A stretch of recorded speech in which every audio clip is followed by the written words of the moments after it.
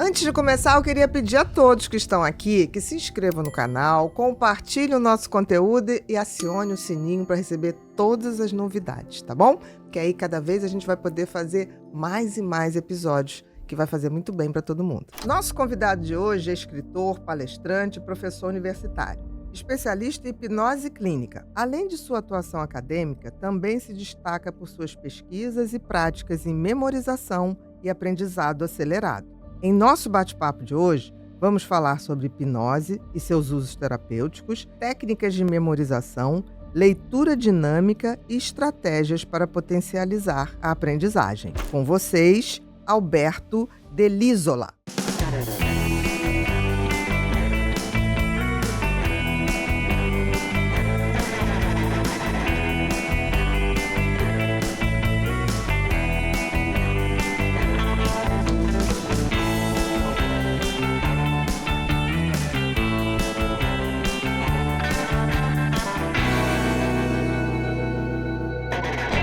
Olá, sejam todos muito bem-vindos a mais um episódio do Pod People, um lugar onde a gente se encontra para ver e ouvir gente. Gente que faz, gente que acontece, gente que inspira. Nosso convidado de hoje é escritor, hipnólogo e professor. O nome dele, Alberto Dell'Isola. Falei certo? Certíssimo! Muito obrigado, eu estou muito Nada, feliz de meu estar aqui querido. com você hoje para a gente poder trocar essa ideia. Tanta gente importante já passou aqui, já trocou ideia com você. Não, tô mas muito eu tava lisonjeado. atrás de você, eu tava ali te cercando e vendo você em outros podcasts, sempre falando muito bem. Adoro o seu trabalho, adoro a sua superdotação, que eu admiro. Fico olhando as inquietações, a movimentação. Então é um prazer ter você aqui. Não, e é um prazer porque, inclusive, o Mentes Inquietas foi Meu primeiro filho. Foi um divisor de águas aí em relação à divulgação científica no Brasil, né? Porque naquela época não existia. Hoje é comum ter livros com essa...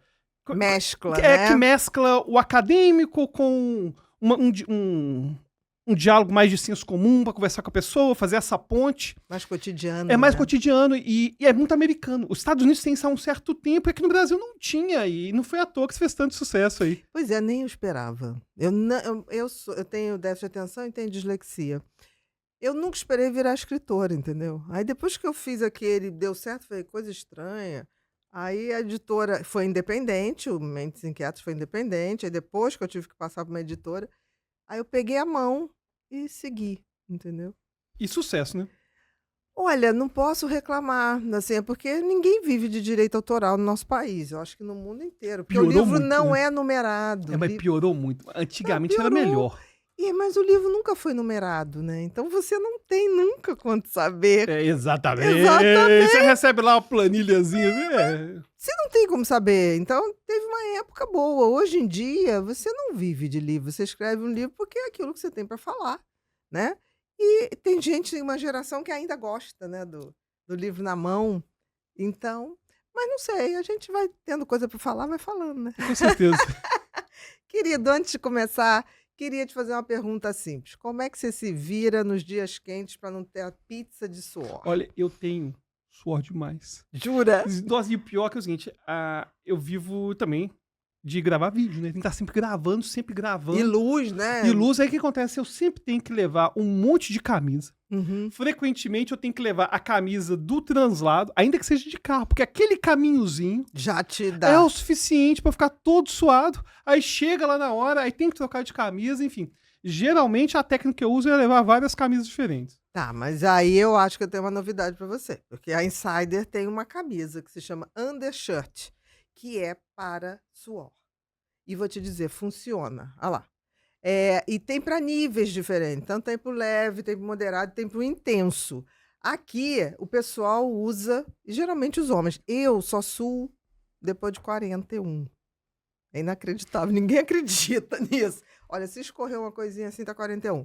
Mas, por exemplo, Gustavo, Bruno e o pessoal que usa terno, e no Rio às vezes tem que usar terno, Cara, é um uma desafio. crueldade isso, E né? a gente teve um convidado ou dois, né? Que chegaram aqui suando, E aí eu falei assim, você se incomoda de usar uma camisetinha aqui da Insider, a Undershirt?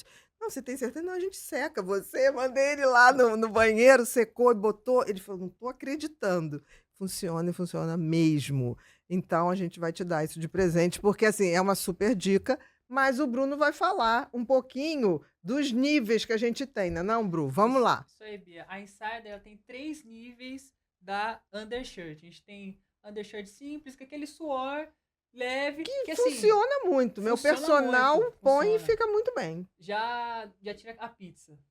É, A gente tá no tira Rio de Janeiro, pizza, né, Bia? Então aqui, Tira a pizza, é todo verdade. dia tá esse calor. Não, e quando tem que usar terno, aí, Não, pra vocês homens, é difícil. É difícil. E tem a moderada, que é a undershirt anti-suor, que já pega uma camada mais, um suor moderado e tal. E tem a undershirt block. que é Essa aí eu vou te dizer impermeável, uma coisa. Essa aí é impermeável, essa daí é pra quem tem esses A gente níveis depois mais pode pedir uma exacerbados de block suor. pra entregar pro Alberto. Eu vou aceitar, viu? Não é a block, eu acho que ele tem que ser a block. Na block, ela, Você nessa parte anota da aí? axila ela é impermeável. Nessa parte da- Exatamente. tem essa camada Que aí você não reforçada. precisa levar. Não vou precisar mais levar tanta camisa. Não, a gente botou uma aqui, mas a gente vai pedir uma block pra você. Ah, mas que é uma já- simples. Tudo bem. Tá? Mas já segura a A pizza. simples Já é muito segura a boa, já segura a pizza, pizza. já segura a pizza, mas a gente vai tentar uma. Isso mesmo. Olha, a pizza segura mesmo, e ela fica bem coladinha e não deixa fazer aqui. Mas vamos batalhar uma underblock pra Eu vou você, tentar, porque hein? você ficar Muito com 3, obrigado. 4, né? Mas tem mais. E qual é o nosso isso, cupom Bia. pra Quem tá gente poder assistindo ter a Pod People, promoção? É o cupom PODPeople. Eu quero code na tela ou link na descrição. Vai lá pro site da Insider, usa o cupom PODPeople. Só. Pode Isso aí. People e pega o desconto e aproveita. Isso aí, Né? Bia. Porque assim, se tem suor, não tem segurança, porque vai dar o pizza. Né, não? O suor evapora. A segurança fica. É isso aí. Mas hoje você está recebendo mais um presente, que a gente tem uma outra coisa bacana aqui, que é a Axon. A Axon Suplemento, tá? Que chegou no Brasil em fevereiro. Eles me procuraram em setembro do ano passado, agosto ou setembro. A gente queria lançar, eu falei, tudo bem, mas primeiro eu vou provar, vou testar. E realmente a fórmula coenzima Q10, vitamina B12, ácido fólico, muito coerente, tá? E eu testei, realmente dá essa coisa do melhora o foco, melhora a disposição, melhora a energia. Sabe quando você precisa de um plus a mais naquele dia? Ou para estudo, ou para um dia mais longo, ou até para malhação. Então, assim, e é bacana que ele tem uma dose de cafeína que não causa ansiedade, porque ele tem L-teanina, que é um aminoácido que controla isso. Então, é muito bom. Super testado. A gente vai... Você tem aqui o seu, tá? Vou experimentar com certeza. Você vai experimentar. E para mim ainda tem uma coisa, que como tem fibra, né? Para mim ainda regularizou o intestino. Ó, ganhou um bônus, então. Então, para mim, teve isso, tá? Pode deixar aí que as crianças depois vão ajeitar, porque no final ainda tem mais presentes para você. Que E ótimo. como é que é o cupom do Axon? Bia, também aproveitando, tem o cupom da Axon também, PODPeople 15. 15. Perfeito. Lá no axon.com.br, o site da Axon. E também tem O Instagram.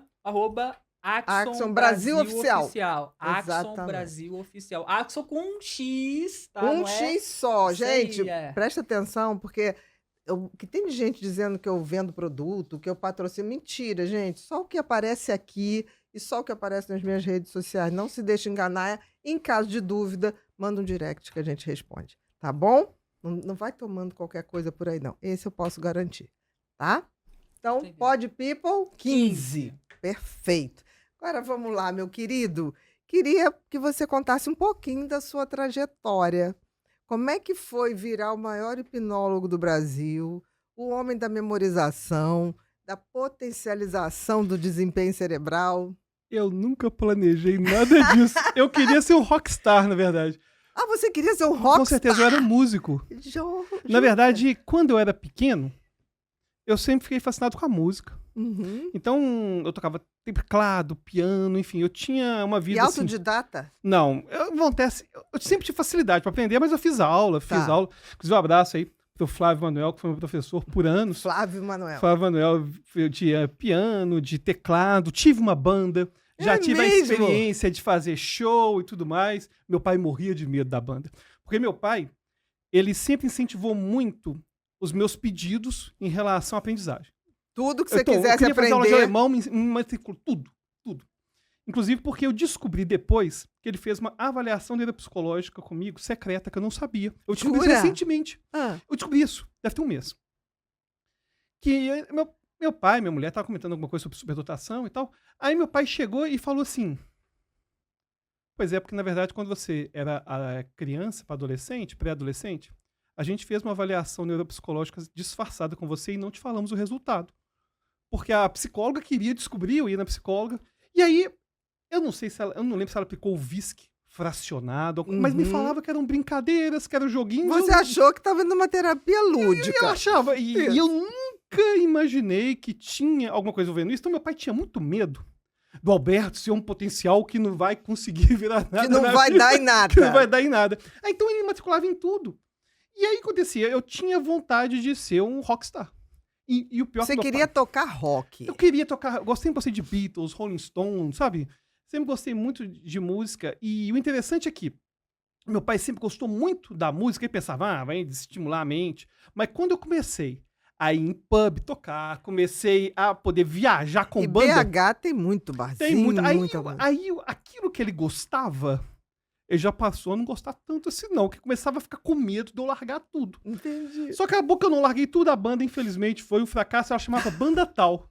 Tal. E Tal chama- da física? Não, ela chamava Banda Tal pelo seguinte, porque a gente ia participar de um evento de música e tinha que ter o nome da banda. E a banda foi formada e não tinha nome. Aí o guitarrista falou assim, faz o seguinte, deixa aí Banda Tal, depois a gente dá o nome. Tal Ou e seja, coisa, Era aquela Banda coisa. Tal, qualquer coisa, enfim. Aí só que eles entenderam que era pra escrever Banda Tal. Aí saiu o flyer Banda Tal, Tal. e virou o nome da T-A-L. Sim. E virou o nome da banda. E aí virou o nome da banda. E aí eu acabei desistindo. E quando eu era adolescente, eu gostava de programar computadores. Então, eu sempre gostei de programar computadores. Quando eu tinha uns 18 anos, eu participei do primeiro grupo de hacking de jogos de Super Nintendo da América Latina. Então, a gente pegava os jogos e hackeava para traduzir para português. Eu gostava de jogos chamados RPG, que são jogos de história. me Que aí lembro. a gente traduzia português e tal. Então, jogos de Pokémon, esses jogos todos a gente traduzia. O que existe em português até hoje foi a gente que Foi traduziu. vocês traduzindo. A gente fazia de graça, porque a gente gostava. Aí eu entrei na computação. Eu era apaixonado pela computação. E entrei em computação na PUC e fazia bacharelado em matemática pura no UFMG. Porque eu sempre fui de exatas, eu achava que era uma de exatas e tal. Matemática pura. Matemática você pura, vê. bacharelado em matemática. E, enfim. E fazia computação na PUC. Até que chegou uma hora na minha vida que eu senti que minha vida tinha dado errado. Quantos anos mais ou Eu menos? tinha 24 Alberto? anos de idade. 24. Porque eu não tinha formado nenhum dos dois ainda. Uhum. Eu tava mesclando entre os cursos. Tava com dor de cotovelo da banda A tal, que banda não já foi. A banda não foi. Um pouco frustrado em relação a isso. E aí, tava dando aula em Pará de Minas. Eu dava aula de matemática em Pará de Minas, que eu tinha que sair de casa tipo 5 da manhã para dar aula às 7 da manhã. Fazia isso 2 vezes por semana. Extremamente infeliz. Até que eu vi que tinha um cara que memorizava cartas de baralho. Em jogo? Ele memorizava não só em jogo, ele jogava também, ele jogava blackjack, mas ele tinha desenvolvido técnica que o permitia memorizar as cartas de um baralho. E eu pensei, acho que consigo fazer isso. Se não consigo, vou conseguir. Vou dar um jeito. E aí, eu entrei no hiperfoco em relação à memorização num nível assim que eu não consigo te explicar. Que um ano depois eu tava no Luciano Huck, fazendo demonstrações de memorização, enfim, qual que é o seu aniversário? Qualquer coisa. Qual que é o seu aniversário? 31 de março. Por exemplo, seu aniversário é 31 de março. Isso. Você nasceu em que ano? 1966. Nasceu na quinta-feira. Rio de Janeiro? Quinta-feira. Rio de Janeiro? Rio de Janeiro. Pancada de chuva às 20 horas. Às 20 horas? Pancada de chuva. Brincadeira. A parte do clima é brincadeira. Mas choveu mesmo? Não, isso é brincadeira. Tá A parte bom, do tá clima é bom, brincadeira. tá Isso é só bom, pra tornar tá bom, impacto. tá bom. A pessoa fica tão impressionada, né, com o calendário. Aí eu faço demonstração do calendário juliano, calendário gregoriano. Enfim, esse ano caiu numa quinta-feira também. E aí, o ponto é que essa questão envolvendo A memória. a memória, aliás, peraí, esse ano que é quinta-feira não. Esse é na segunda-feira. seu aniversário. Segunda-feira, Foi uma segunda-feira seu segunda. aniversário. Isso.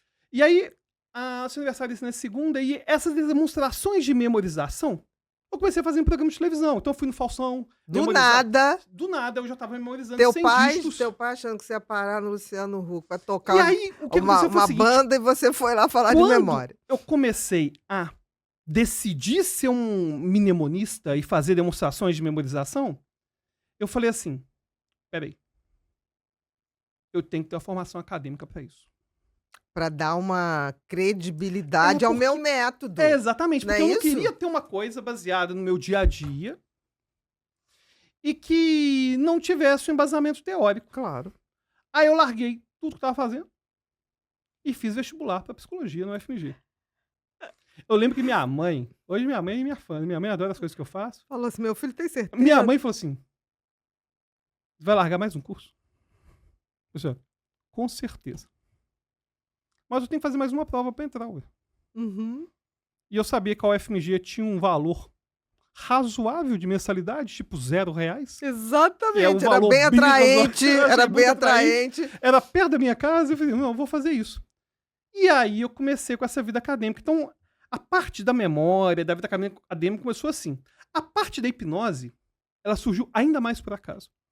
Porque Mas você já estava dentro da psicologia. já estava dentro da psicologia. Eu tive uma aula com o professor Orestes Diniz Neto, que infelizmente já faleceu, em que ele deu aula sobre chamada hipnose ericksoniana, que era uma hipnose Lembro. indireta, metafórica, Milton Erickson e tudo Era mais. o mais conhecido, né? É, mais conhecido É, no mais pessoal. conhecido ainda. Ainda, até hoje. E eu perguntei pra ele, mas esse negócio que a gente vê aí, da pessoa olhar pro lado e ver um artista e, enfim, ela não conseguia abrir os olhos, isso é verdade? Esses vídeos do YouTube, tudo isso é verdade. Peraí. Mas como assim que isso é verdade? Aí Não. você hiperfocou na hipnose. Aí eu falei, cara, Você saiu da memória e falou, isso me aí eu interessa. comecei a trabalhar com isso, na parte clínica, porque eu sou terapeuta. Só que teve um momento que me tornou professor de hipnose. Eu nunca imaginei dar aula de hipnose, eu não achei que as pessoas tinham interesse nisso. Eu estava fazendo meu mestrado, e meu mestrado foi em psicologia jurídica, na Faculdade de Direito da UFMG, que também tem uma mensalidade bem adequada. Muito, bastante atraente. Bem atraente. E aí o que aconteceu? Eu dava aula de psicologia jurídica na UFMG. E tinha um aluno, Hugo Lacerda, um abraço pro Hugo Lacerda, que todo dia enchia o saco para ensinar hipnose. Uhum. Eu falei, cara, eu não vou ensinar. Porque eu nunca fiz curso de hipnose. Tudo que eu aprendi foi com livro, foi com, tipo, não faço ideia. Não, ensina. Aí aconteceu. Eu falei com ele, olha, faz o seguinte. Vai ler o livro do Erickson. Não, eu passei, eu falei, não, eu quero ter um curso que eu fazia com os alunos, algumas dinâmicas de auto-hipnose pra prova e tal, ele tava fascinado por aquilo. Eu falei assim, olha, faz o seguinte, você arruma 20 alunos, cada um pagando R$300, Na época. na época, enfim. Já era pouco na época, inclusive. Uhum. Que eu invento esse curso. O cara passou um dia. me deu Ele dinheiro. arrumou os 20. Ele arrumou, eu falei, pô, também eu vou ter que dar aula disso. Uhum. Aí eu inventei o curso. Só que o curso fez tanto sucesso que os alunos arranjaram mais 20 alunos para outra semana. E na faculdade de Direito... Não dava nem para aumentar o preço, não, Beto. Porque de uma Esse semana... ponto nem deu tempo. Hoje, é claro que as formações têm um valor bem maior do que esse. Com certeza. Mas aí eu percebi que as pessoas tinham interesse em aprender hipnose e comecei a ensinar hipnose também. Mas é interessante que nada que eu fiz da minha vida foi planejado no sentido de, olha, quando eu crescer... Tem gente que tem a vida assim. Tem. Pô, quando eu crescer, eu vou fazer direito, depois eu vou fazer um concurso X, concurso Y. Eu não tive muito disso não, porque surgia alguma oportunidade assim mais diferente, mais louca, eu acabava fazendo. Igual eu me tornar escritor, foi totalmente por acaso também. Na verdade, quando eu estava campeão de memória, eu sou recordista latino-americano de memorização. De memorização, De isso cartas de mesmo. baralho e tudo mais. E aí o que aconteceu? Eu ia ter, estava marcado com 2 meses de antecedência para ir no Luciano Huck. Uhum. Falei, cara, eu tenho que vender alguma coisa lá. Eu não posso chegar na Globo. Ganhar um espaço Ganhar um na espaço época que a que TV não é hoje. As pessoas era... não têm noção do que Não é isso. tem, Não tem noção. Hoje, com a rede Não, eles social, não têm todo noção. mundo tem espaço. Eles não têm noção. Não Não tem. tem noção do que era isso. 5 minutos de TV, É, TV Globo era uma barbaridade E eu de fiquei tempo. meia hora no Luciano Huck. Exatamente. E eu falei, eu não posso perder isso. Aí, em 1 mês e meio, escrevi um livro chamado Super Memória. Você também pode ter uma. Eu Uhum. peguei, escrevi aquele livro, eu mesmo que editei no Word, eu mesmo que mandei imprimir. Inclusive, na Globo, nunca pôde falar site. Sempre foi complicado. Desde o Jô Isso, Soares. isso Desde o Jô mesmo. Soares, quando eu fui no Jô Soares. E o Jô era generoso, que ele ainda mostrava o ele era livro. o mais generoso de todos. O mais generoso. O único que podia falar alguma coisa mais era o Jô Soares. Exatamente. O resto E ele não falava mostrava nada. o livro. Mostrava, dava Mostrava. moral e tal. E, enfim. Aí eu escrevi o livro. E só de pressão do Luciano Huck ele me deu pra caramba. Eu vendi tudo aquilo que eu imprimi. E aí uma editora que chamava Digerati na época me chamou pra fazer uns pequenos manuais de aprendizagem. E eu fiz vários. Cada um com um título diferente, com um tema diferente. Memória pra concurso, um de anotações, de criatividade. Aí o editor falou assim, olha, você escreveu tanta coisa. A gente podia lançar um livro de verdade agora. Selecionei. Deixar dos manuais E para um livro. pegar e você transforma isso num livro. E eu gosto muito da ideia de ter um pequeno storytelling, enfim, ter uma leitura assim. Que identifique, Que né? identifica. Com a vida do outro, Exatamente, né? eu não queria uma coisa assim. Aí eu lancei um livro chamado Mentes Brilhantes. E esse livro foi um sucesso. Foi um sucesso, eu nem sei explicar direito Que por ano quê. foi o lançamento dele? Ele foi lançado em 2012. 2011, 2012. Uhum. E ele foi, por várias semanas, o livro mais vendido no Brasil. Em aeroportos, tinha o ranking da La Selva. Ranking da não La tem mais Selva. nada Pô, disso. era A tão legal. leitura ainda resiste. Resiste Espero que porque- resista. Mas a leitura resistiu Que porque é de deixou... BH, a leitura. mas a leitura resistiu porque deixou de ser livraria. Tipo, é a livraria, mas não é. Entendeu? Uhum. Você chega lá, a pessoa compra também material Escolar. escolar, É. compra, enfim, um monte de coisa. Comprava antes. Que quando tinha música, papelaria, juntou tinha papelaria, juntava tudo e tal. Já aconteceu de chegar, por exemplo, na livraria, tem uma pirâmide de livro meu. Uma Uhum, pirâmide, aquela coisa de você exatamente. chegar, ter aquelas ações da editora, de você chegar e ter aquelas pirâmides Era de livro. bom isso, Nossa, era né? bom demais. Aí você fazia Ninguém mais- sessão de não, autógrafo. Nenhum autor vai viver isso de novo. Mas Foi uma fase era assim, maravilhosa. era bom demais. E o pior, o mais louco é o seguinte, é que meu livro é muito mais famoso que eu. Muito mais conhecido que eu, muito mais. E o Mentes Brilhantes acaba, muita gente leu depois que descobre, mas É ele, é o ele que é o Alberto. autor, Depois que é o que vai, Alberto. por curiosidade, joga lá o autor, pega a imagenzinha lá no Google e Não, aparece. e o mais louco disso não, o mais interessante de tudo isso é que aí eu fui no Jô Soares, eu fui no Faustão, é um outro mundo. Tudo naquela época. Tudo naquela época, eu tive o livro, né, que ficou em primeiro lugar na Veja. Cara, primeiro lugar na Veja. Eu Isso nunca mesmo. imaginei que... O Mentes Perigosas me deu esse prazer também. Eu nunca imaginei que eu ia ficar no primeiro lugar da Veja. Hoje o pessoal nem imagina o que é isso. Não. Eu nem imagino. Você tá. Eu fiquei com Mentes Perigosas 2 anos na lista dos mais vendidos na Veja. As pessoas não têm noção Não, disso. eu tenho muita. Porque pra ele ficar assim, numa semana vender 5 mil exemplares, 6 mil exemplares numa semana. É uma coisa Era assim. louco isso. É uma coisa louca. O Não, Mentes e- Perigosas foi o único livro que me deu esse... E aí, a questão envolvendo o livro que era mais impressionante ainda, era que as pessoas mantêm o livro. E uma coisa mais doida ainda é que eu sou muito grato a todas as oportunidades que eu tenho na vida, Com pessoas certeza. que me O Faustão acompanham. também mostrava o livro, tinha o Faustão é um isso. dos mais gente boas de todos, desses Exatamente. Jô apresentadores. e Faustão, São eles os que eram mais- muito generosos. Muito generosos. E o interessante foi que tive a oportunidade de aparecer no Flow. E foi Que também é um podcast maravilhoso. O Inteligência, o Flow, Pode Aí eu fui no Inteligência, fui no Flow. Interessante é que, para a maior parte da minha audiência, eu fui descoberto pelo Flow. Exatamente. Eu sou... Que é outra geração É outra também, geração. Alberto. O que aconteceu em 2012, 2011, Já era. já era. Já Uma era. geração É que outra- passou. É outra coisa. Quando vieram os podcasts, tem gente descobrindo Mentes Inquietas hoje. Pois é. A partir dos podcasts. Então você pega uma geração que já está mais no digital e do digital ele vai para o livro real. E aí eles vão fazer um caminho inverso. Exatamente. Mas enfim, então... Estar aqui também é uma forma de eu estar voltando nesse No passado, sabe? Aham. Que era bem legal isso. Era bem legal. Muito, Das muito. sessões de autógrafo, e aí lotava a Não, e livraria. você tinha, né, a Saraiva, era uma grande Cara, varia. Saraiva, tanto de evento que a Saraiva fazia. Não, e a cultura, que tinha Não, teatros. mas teatro. A Teatro cultura ter dentro. acabado, Então você dava debate. Você tinha teatros que você fazia lançamento, tinha contato direto com o público. Foi uma época muito, A muito Saraiva, ela bacana. fazia tour. Então tinha o tour na livraria. E você chegou a tomar café da manhã com os vendedores? na Cheguei, Saraiva, cheguei, que era velho. maravilhoso, Nossa, era porque muito você bom. vê como os vendedores eram Não, preparados, e- os autores eram chamados para tomar café com eles e eles queriam saber do livro claro. para poder vender. E sabe o que eu acho mais Isso era triste? Que eu acho lindo. mais triste de tudo? Eu não gosto de parecer uma pessoa velha, não, apesar de ser. Não. Mas sabe o que eu acho mais triste? Que vai sumindo a figura do livreiro. Exatamente. O livreiro, pra quem não sabe, é o cara que tá na livraria, ele não é vendedor de Ele livro. lê o livro. Ele lê. Ele chega e pensa assim. Eu lembro quando eu ia, ainda tinha esse hábito livreiro, né? Continua pra mim, não existe Sim. mais.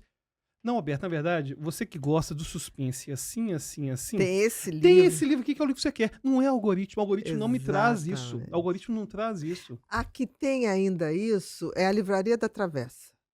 Ainda tem um Ah, eu não pouco conheço. isso. Livraria da Travessa. Tem no Rio, no Rio tem Ipanema, tem Barra da Tijuca e tem em Portugal, em Lisboa. Livraria da Na Travessa. leitura ainda tem Um alguns pouco, livreiros. é. Tem um pouquinho de livreiro, mas infelizmente, como dizia Adorno, né, no capitalismo tudo vira mercadoria e o nosso conteúdo, nossos livros viram mercadoria. Exatamente. E aí a Amazon, ela pode colocar o livro para dar prejuízo e para Pode. poder, ela quer vender outras coisas, na verdade. E dá prejuízo. Dá Porque prejuízo. ela quer que teu público entre para comprar É, outras coisas. e as livrarias e as editoras todas quebrando porque é uma É concorrência triste isso. Ele desleal. É desleal. bem desleal, bem desleal. Exatamente. Mas se quiser me patrocinar, Amazon, a gente tá de boa em relação a isso. É só passar o QR Exatamente. Code. Exatamente. Porque assim, eu acho que o livro não vai morrer. Não, eu não acho que... Na verdade, o que eu acho que morre É a figura do livreiro. é essa figura do livreiro, que faz muita falta. Mas isso, olha, em 2017, foi uma das últimas vezes que eu fui a Nova York. E eu lembro, 2017, que eu sempre que ia a Nova York, eu tirava um dia para ficar nas livrarias. E eu já ia pagar excedente de peso, porque eu trazia livros. Um dia era de sentar nas livrarias, ficar vendo. Os caras, não, esse aqui é bombe, esse aqui, não sei o que. Você já viu o negócio de hormônio, comportamento? Eu falei, opa, me dá aqui. Você já viu não sei o que lá? Me dá aqui. E na última vez que eu fui, não foi na última, mas que a última vez que eu fui com esse fim, não tinha mais. Tinha uma única livraria. Ele falou assim: quando você voltar ano que vem, não tem mais. Estamos fechando. Você compre na Amazon e mande entregar no seu hotel. Encomenda antes e manda triste entregar. demais, né? Eu falei, como assim? Agora, na Europa ainda tem um pouco disso. Ainda tem um pouco, até mesmo na Argentina, essa ideia da livraria nichada, especializada de livros que só encontra lá. Uhum. Mas é bem raro. Muito raro. Bem raro, mas enfim. No Brasil isso se perdeu. Há muito tempo, Há né? Há muito muito tempo. tempo. Até porque a gente nunca vendeu livro como a Argentina. A gente Não, nunca jamais. vendeu livro como os Estados Unidos, a gente nunca vendeu livro como Europa. Então, assim, a gente nunca teve tradição. A nossa leitura, Proporcionalmente, a gente vende muito pouco. muito pouco para o tamanho do É, país. pro tamanho do Sempre. país, A com gente certeza. nunca foi uma nação de leitura. A Argentina lia muito mais. Mas muito mais. Na Argentina, era comum você ver mendigo lendo. Exato. Olhando jornal, Lendo jornal. que o pessoal despachava. Isso mesmo. Hoje, infelizmente, Isso era muito interessante. é muito mesmo. interessante, mas a gente tá... Mas foi uma época, eu acho que nós fomos felizes de Com viver certeza. essa época. Com E certeza, tá era muito bom. podendo se reinventar também Claro. numa outra era, que é digital. E que eu acho é bom. fantástico também. Eu não tenho nada também. contra, eu acho Eu ótimo. tenho saudade, mas não é uma coisa de... Ai, não, eu acho bacana. A gente está se atualizando, que nem os sistemas operacionais. A gente tem que... E tá bom. Mas que foi uma época muito boa. Como foi a gente tem que década se de adaptar. 80 para música no Brasil? Então, assim, eu acho que tá tudo válido. Eu só tenho pena quem não viveu essa época. Pois é, esses jovens aí do TikTok... Não vai aí não vão entender nunca. Não vão entender nunca. nunca. Nunca. O que é um livro? Esperar um livro. E não é só chegar isso. Na verdade, uma coisa que existe na contemporaneidade é que as pessoas perderam noção do que é processo. Então, por exemplo, eu queria sei lá, eu lembro quando lançaram um Anthology dos Beatles. Eu sempre gostei muito de Beatles e tal. Eu tive que esperar sair pra eu ir na loja, pra poder ver, pra poder sentir, pra poder ouvir a música. Eu vi a Free as a Bird, eu fui ver no Fantástico, que passou a noite. Igual os clipes do Michael Jackson, a gente esperava. Isso mesmo. Ou seja, existia uma necessidade de espera de processo. E não é só nostalgia, não. Tem uma coisa extra aí. É que, quando a gente pensa em vício, por exemplo, comportamento de descontrole, o tempo que o comportamento dura para recompensa é pertinente para saber como que é a minha relação com essa atividade. Com certeza. Então, no momento em que eu consigo ter o prazer o tempo todo, quero isso, e eu já recebo tudo, eu perco noção de processo e eu vou cada vez mais tendo menos prazer com essas pequenas coisas cotidianas. E a Então, vida vai virando um tédio. porque a gente perde noção de processo. É. Inclusive, por exemplo, hoje, um plano de tela. E eu tenho 2 nenéns recém-nascidos. É mesmo? Uma delas chama Beatriz. Ai, que lindo. A Beatriz e o Rafael.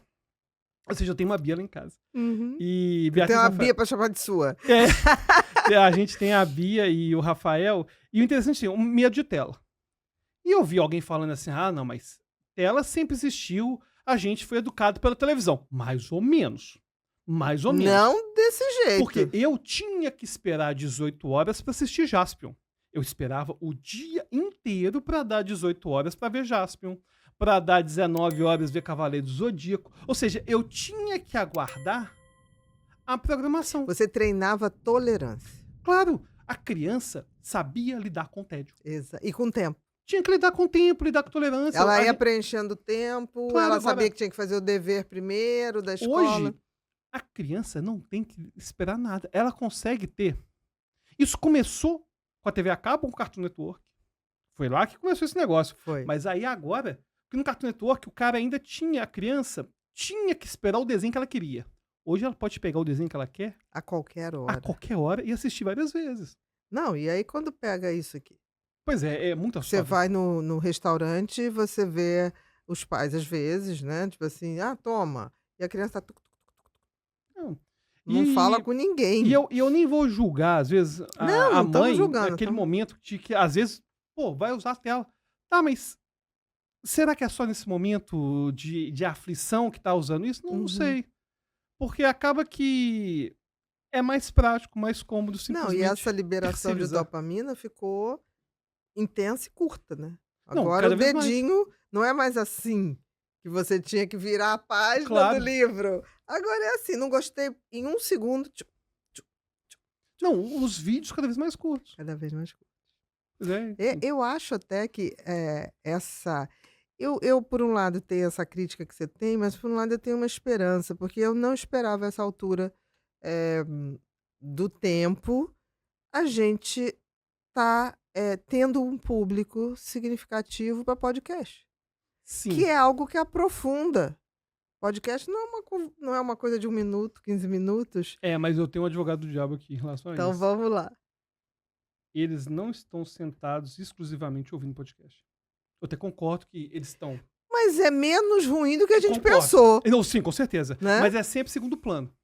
Ou seja, a pessoa tá ouvindo aquela conversa densa na academia, caminhando, dirigindo. Ou seja, ela vai ter reflexões densas e eu concordo com você. Melhor do que Melhor não que não tê-las. ter, sem dúvida, sem dúvida. Mas não é uma geração que tá parando para assistir podcast. Da mesma forma que a gente parava para ver a entrevista do Jô Soares. Não é a mesma Sim. coisa, não. Não é a mesma coisa, não, porque apesar de estar no vídeo, isso eu acho mais curioso. É o vídeo, mas é geralmente a aba que tá por baixo. Ou seja, tirando os cortes que as pessoas realmente veem na íntegra, é uma aba que tá por baixo, que a pessoa tá mexendo em outras coisas, conversando com mais 10 pessoas ao mesmo tempo. E eu acho isso muito assustador. Não, é assustador, mas ao mesmo tempo, eu achei que a essa altura a gente não teria esse interesse de também, espécie alguma. Com certeza. Por exemplo, eu vi a gente na academia só ouvindo música, umas músicas altas que você estava do lado, Claro. você ouvia aquilo, né? Tipo assim, gente, como é que essa pessoa consegue? É bem melhor do jeito. Eu E a concordo pessoa que tá ali na esteira, tá ouvindo o podcast, que em geral ele também toca, né, em outras plataformas, no Spotify, no Deezer, quer dizer, eu acho, na Apple, né, eu acho bem legal isso. Criou Não, uma sem dúvida. alternativa, né? Sem dúvida. É bem melhor do que o que estava antes. Com certeza, não tenha dúvida, bem melhor. Mas como é que você começou essa coisa da... Você quer falar do livro Mentes Brilhantes? Não, é um livro que... Põe pra gente na tela, Bru. Foi um livro que me tornou escritor, porque na verdade eu nunca me vi como escritor. Você escreveu em um mês. O Mentes Brilhantes, não, o Super Memória. Super Foi Memória, foi volta o- ali, acho que a gente tem O Super Memória é que esse aí foi Super escrito, Memória. esse que foi livro escrito no mês. Ele foi escrito pro Luciano Huck, não era essa a capa, porque essa foi quando a Digerati lançou. Tá. Aí depois, eu já tava com o livro escrito, já tinha vendido o que eu tinha impresso. Aí eu falei, não, então vou fazer o seguinte, eu vou fazer um acordo com a Digerati, era um livro de banca, não tinha nem essa comissão em relação. Enfim, eu vendia, ó, pode ficar com o direito autoral aí, portanto. E Entendi. vendia. Aquele tanto de livro, eu escrevi uns 6 livros assim, desses livrinhos de 120 páginas. Que você ainda tinha banca, né? Que vendia, Tinha, né? pois é, a venda era na banca, na verdade. Também tinha. Não eram livros de livraria. O Mentes Brilhantes. Aí ele foi pra livraria. Aí foi pra livraria. Aí eu comecei, aí lancei o Mentes Geniais e o Mentes Fantásticas, que foram todos de livraria. Tá, a partir, mas o primeiro, assim, Foi de livraria, Mentes Geniais. foi o Mentes Brilhantes. O Mentes Geniais fala mais de memorização, aprendizagem, mas foi o Mentes Brilhantes que me tornou que um escritor. abriu. Foi. Volta pro Brilhantes. E é interessante que, por exemplo, quando você vê... Aqui, Mentes Inclusive- Brilhantes. Aí você botou como desenvolver todo o potencial do seu cérebro. Aí você cita Steve Jobs, Beethoven, Davi. Na verdade, inclusive, foi a editora que escreveu, né? que A editora botou. Que botou. Mas pra poder- isso você dava exemplos? Não, eu dava exemplos de A pessoas partir, a partir sim. de, enfim, pessoas que tinham uma visão mais criativa, como que funciona o pensamento criativo Entendi. versus inteligência, o que, que as pesquisas indicam sobre isso. E aí, os livros estouraram. E é curioso que as pessoas não imaginam, por exemplo, como que é difícil um autor brasileiro estourar, porque para a editora não vale a pena investir na Ana Não. Beatriz. É muito mais fácil licenciar, é muito mais fácil você pegar um livro do exterior, Isso. Jonathan Hyde, você pega o livro do cara, Que já tá lançado já lá tá. na lista do já de tá New na York lista do New York Times. Times, pega o livro, já tá na lista do New York Times, licencia, vende, é uma venda muito mais segura. Com certeza. Apostar num autor brasileiro é dificílimo. Muito, muito difícil. Eu vejo isso hoje. Hoje, os autores que estão começando, eles estão pagando para fazer o livro. Eu fiquei sabendo esses dias isso. E dá uma média de 120, 140 mil. Pois é, me fala, um dia desse eu recebi. Não, mas é verdade. Pois é, eu recebi um convite. É verdade. Roberto, você quer lançar seu livro com a gente? Não, eu tô satisfeito com a editora. É. Não, mas é só fazer um investimento de 30 mil, não sei o quê, mas se você pagar mais 100 mil... Não, gente, mas eu sempre fiz diferente. Eu escrevia... Mas agora é assim. Eu escrevia e a editora me pagava mensalmente. Não era esse negócio de eu ter que pagar pra ter um livro. Pô, só se fosse uma impressão independente. Pô, aí beleza. Aí.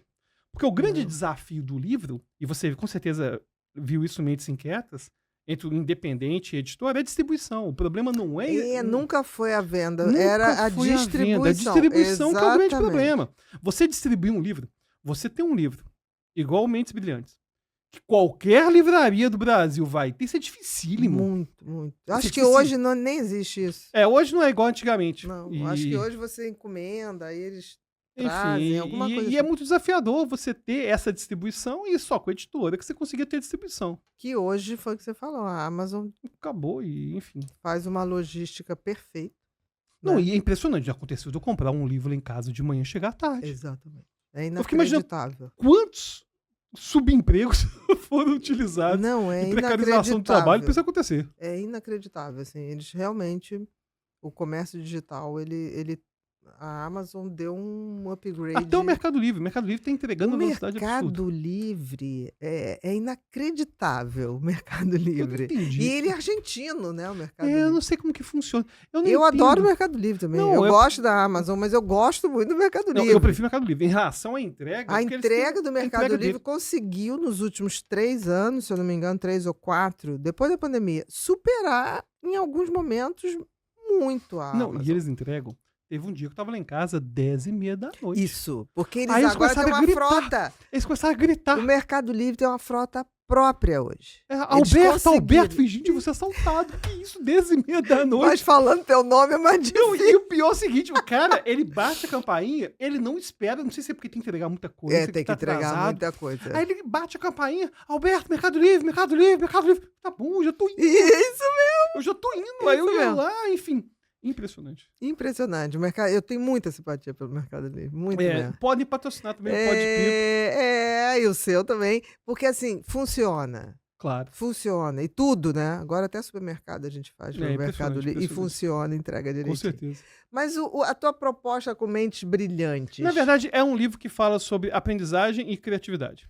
Aprendizagem e criatividade. criatividade. Uhum. E que a criatividade, é interessante que quando você pega a psicologia cognitiva, é, em certa medida, o oposto daquilo que a gente faz com a inteligência. Porque o que a gente faz com a inteligência? A gente quer afunilar para chegar na única resposta correta. Então, Uhum. quando eu tenho um exercício de lógica, eu não vou fazer o exercício de lógica e vai ter mais de uma resposta. Se isso acontecer isso, o exercício está mal feito. Exatamente. O exercício está mal feito, ambiguidade, enfim, se fosse uma questão de concurso, vai ser cancelado. Anulada. Vai ser anulada. Na criatividade, acontece o oposto. É um pensamento divergente. Então, em vez de eu sair de várias pontas para chegar numa resposta única, que é o que a inteligência faz, a criatividade faz o oposto. Ela sai de uma ponta, que é uma ideia inicial, que é um brainstorming, para chegar em várias pontas distintas. Agora, a única questão que envolve inteligência e criatividade, que a gente sabe hoje na psicologia cognitiva, é que elas não são separadas, apesar de serem processos distintos. Porque eu tenho que ter repertório para ser criativo. Material Eu tenho que ter material. para cruzar Exatamente. e ter novas possibilidades. Porque tem gente que fica com essa ideia, igual quando eu tava na música. Como se uma por coisa exemplo. bloqueia a outra. Não bloqueia, Não. se complementa. Você consegue ser criativo em cima daquele repertório que você tem. Então, se você é inteligente, você vai ter um acervo cultural que vai te permitir ter ideia, ter insight. Então, os insights, eles não vêm do nada. Igual quando você vê alguém improvisando na música, aquele negócio foi muito trabalhado várias vezes. Então, não é tão... É porque as pessoas sempre acharam que criatividade era uma coisa assim. Eu tava fazendo nada e, de repente, não é assim. Porque tem um fenômeno da psicologia que eu adoro, que dá essa sensação que chama pensamento incubado. Pensamento incubado é aquele pensamento de que tô querendo resolver um problema. Eu tento, quero descobrir de qualquer jeito. Não consigo resolver. Aí, no meu ócio, no dia seguinte, Isso. e é geralmente no ócio, que aliás está faltando na contemporaneidade, né, o tempo ao ócio, é no ócio que por algum motivo, em nível subcortical, em nível inconsciente, O cérebro organiza. organiza aquelas informações. Ele trabalha. Aí do nada, Isso eureka. mesmo. Isso mesmo. Aí você tem aquela ideia e... Mas a partir Claro. de um suporte, você Claro. leu, e você falou, não consigo, Tá meio deixa pra saturado. lá, eu vou Isso, fazer outra coisa. Inclusive, já foi estudado muitas vezes, porque percebiam que muitos cientistas tinham as suas melhores ideias no ócio. Exatamente. Por que acontecia isso? Inclusive, é importante distinguir ócio de lazer, que não é a mesma coisa. Não. Ócio é não fazer nada. E as Exatamente. pessoas hoje não são capazes de ter ócio, elas querem colocar lazer. E o lazer é bom, mas não é a mesma coisa. Porque o lazer você está ocupando com outro nível de pensamento. Claro. Né? Não é, por exemplo, vou ao cinema, eu estou vendo um filme. Às vezes tem uma coisa vantajosa dentro da nossa área de comportamento, que eu acho maravilhoso, porque assim, eu vou ver um filme, vou ver uma peça de teatro. Já aconteceu de muitas vezes eu ter que pegar meu caderninho no meio, porque eu Claro. tive uma ideia no meio Claro. por causa do filme, que trouxe uma visão que eu não tinha preparado, ou a peça, uma palavra me acendeu uma coisa. Mas ainda assim é um lazer que acabou tomando um viés de despertar uma coisa que eu estava estudando na época, Uhum. né? Claro que sim. Então isso é muito legal. Agora, o ócio é diferente. O ócio, Claro. tanto que tem aquele livro da Mase, que é o Ócio Criativo, Uhum. né? Porque o ócio é isso, é você quase que limpar a cabeça. Pois é, e infelizmente, hoje as gerações estão aprendendo Não tem a noção não fazer do isso. que é o ócio. A nossa geração já tinha uma coisa que era feio não fazer nada. É. Você passou por isso? Não, com certeza. Era tipo assim, como assim não tá fazendo nada? Não, não tô fazendo nada, tô pensando. É Tô sempre deixando o pensamento livre. Não, e tem uma questão também envolvendo e isso vai vir do capitalismo também, essa relação com o trabalho. Essa ideia de que se eu não estiver sofrendo, trabalhando, que eu não sou digno. Uhum. Então, se eventualmente eu tô nas férias, se eu não estou trabalhando, eu não sou digno. E o pior é que vai gerando uma competição de ver quem tem a vida mais precarizada em relação a isso. Não, tinha até um ditado, como é que é? Enquanto os outros dormem... Trabalha enquanto eles Isso dormem. Gente, isso é de uma... Não, e o mais curioso... Isso é horrível, porque você tá tornando o outro inimigo Claro. E o outro tá fazendo funções fisiológicas, Pois quer é. dormir, Não, e você tá competindo com a pessoa que tá dormindo. E eu sempre falo com meus clientes uma coisa interessante, que é o seguinte. Se você pensa pro médio, se tem um problema fisiológico que vai gerar um monte de comorbidade, é a obesidade. Agora, se você pega psiquiatra, psicólogo, é o sono. Com Se você certeza. pega o sono... Inclusive, a falta de sono contribui para a É, obesidade? exatamente. Se você pega o cliente, chega, tá com depressão. Chega, tá com algum transtorno grave, você pode ter certeza que sono e atividade física estão comprometidos. E alimentação. Que é sempre o tripé que eu trabalho na Com clínica. certeza. E no momento que o sono tem uma cultura dele ser privado, pô, aí não. Como se fosse medindo produtividade. Fulano então- dorme 3 horas por noite, é maravilhoso. Não, Eu fico olhando assim, eu falei, horrível. gente, eu nunca vou querer ser E a maravilhosa. gente sabe que o processo de aprendizagem, o processo de consolidação de memória acontece no sono. No sono. É no sono que a pessoa vai conseguir aprender. Então, infelizmente, inclusive, tem popularizado muito a rotina do estudante de medicina. Hoje tem influência estudante de medicina. Na sua época não tinha isso, não. Não O tinha. influência de medicina. Hoje, eu fiquei sabendo de uma menina que estava estudando medicina e mostrava o dia a dia dela como estudante de medicina.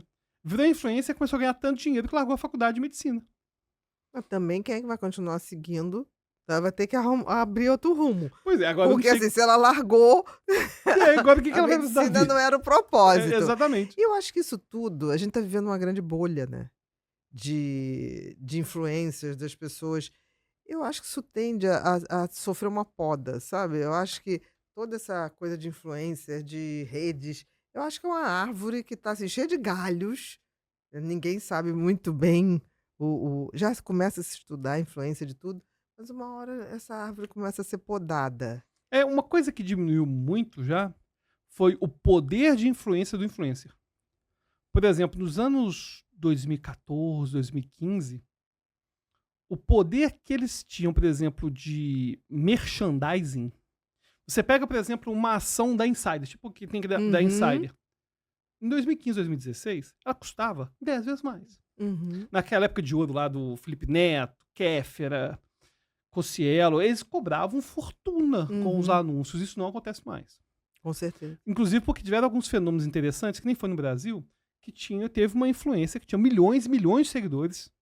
Foi vender uma camisa, não vendeu nada. Porque começaram a perceber que audiência e influência não são a mesma coisa. É igual o seu podcast, por exemplo. Seu podcast é tipo o Jô Soares. O Jô Soares não era a maior audiência da Globo. Não, Mas certamente era a maior influência. com certeza. E é o que acontece Porque com o ele seu tinha podcast. credibilidade. Exatamente, tem credibilidade. Ou seja, Exatamente. não é uma audiência vazia. Então não é uma audiência vazia. Existe um motivo para a pessoa. A pessoa foi selecionada previamente, é uma pessoa qualificada, enfim. Então, essa questão de audiência versus influência está diminuindo um pouco aí. Eu acho que está diminuindo. Eu acho também que as pessoas começam a entender que muita gente anuncia coisa que sequer provou. Pois é. Isso é esquisito. Eu não conseguiria, sinceramente. Tipo assim, na hora que eu falo Axel, eu provei 3 meses. Então, assim, não me passa pela cabeça, porque eu acho que a gente tem uma responsabilidade. Pois é. E alguém vai me encontrar na rua, pô, aquilo ali não faz diferença nenhuma. Se eu tomar suco de maracujá, aquilo ali não é assim. Porque você tem que ter alguma verdade. Sabe? Porque chega uma hora que o cara olha pra você e fala assim, putz, mentirosa. É a mesma é. coisa das roupas da Insider, eu já usava antes de ter podcast e deles serem colaboradores nossos, eu já usava. E a audiência hoje, eu acho que Então, ela quando ela percebe me procurou, eu mais isso. falei assim, eu não preciso pensar, porque eu já tenho. Eu só uso calcinha da Insider. Eu nunca anunciei calcinha da Insider, eles nunca me mandaram anunciar. Eu aqui falo, porque eu já usava. Entendeu? Então, assim, a gente tem que ver que o que a pessoa diz é que nem essa coisa de joguinhos. A pessoa dizer jogue com moderação. É a mesma coisa da época da cocaína, cheire com moderação. Eu vou te falar um negócio. difícil Esse isso. negócio das bets é um negócio mais absurdo que eu já vi nos últimos anos. Por vários motivos. Primeiro, por evasão de divisa. Não tem uma devida regulamentação. Se você pega a quantidade de imposto que está sendo arrecadado, enfim. Segundo, que é um caça-níquel, frequentemente um caça-níquel disfarçado. E tem um problema sério com a Bet, que é o seguinte: o que faz a pessoa viciar mais ou menos? Tem 2 elementos essenciais. Primeiro é a quantidade de dopamina, de prazer que é liberada. Segundo, é o tempo entre a aposta e o resultado. Então, por exemplo, minha avó, ela adorava jogar na Loteria Federal. Pô, toda semana ela ia lá, pegava o bilhetinho dela. Na banca de Na jornal. banca e jogava. Não tem como você ficar viciado em Loteria Não, Federal. demora. A pessoa vai esperar. Agora, no momento que eu tenho um negócio, que eu posso Você apostar... não precisa ir lá. Não preciso ir lá.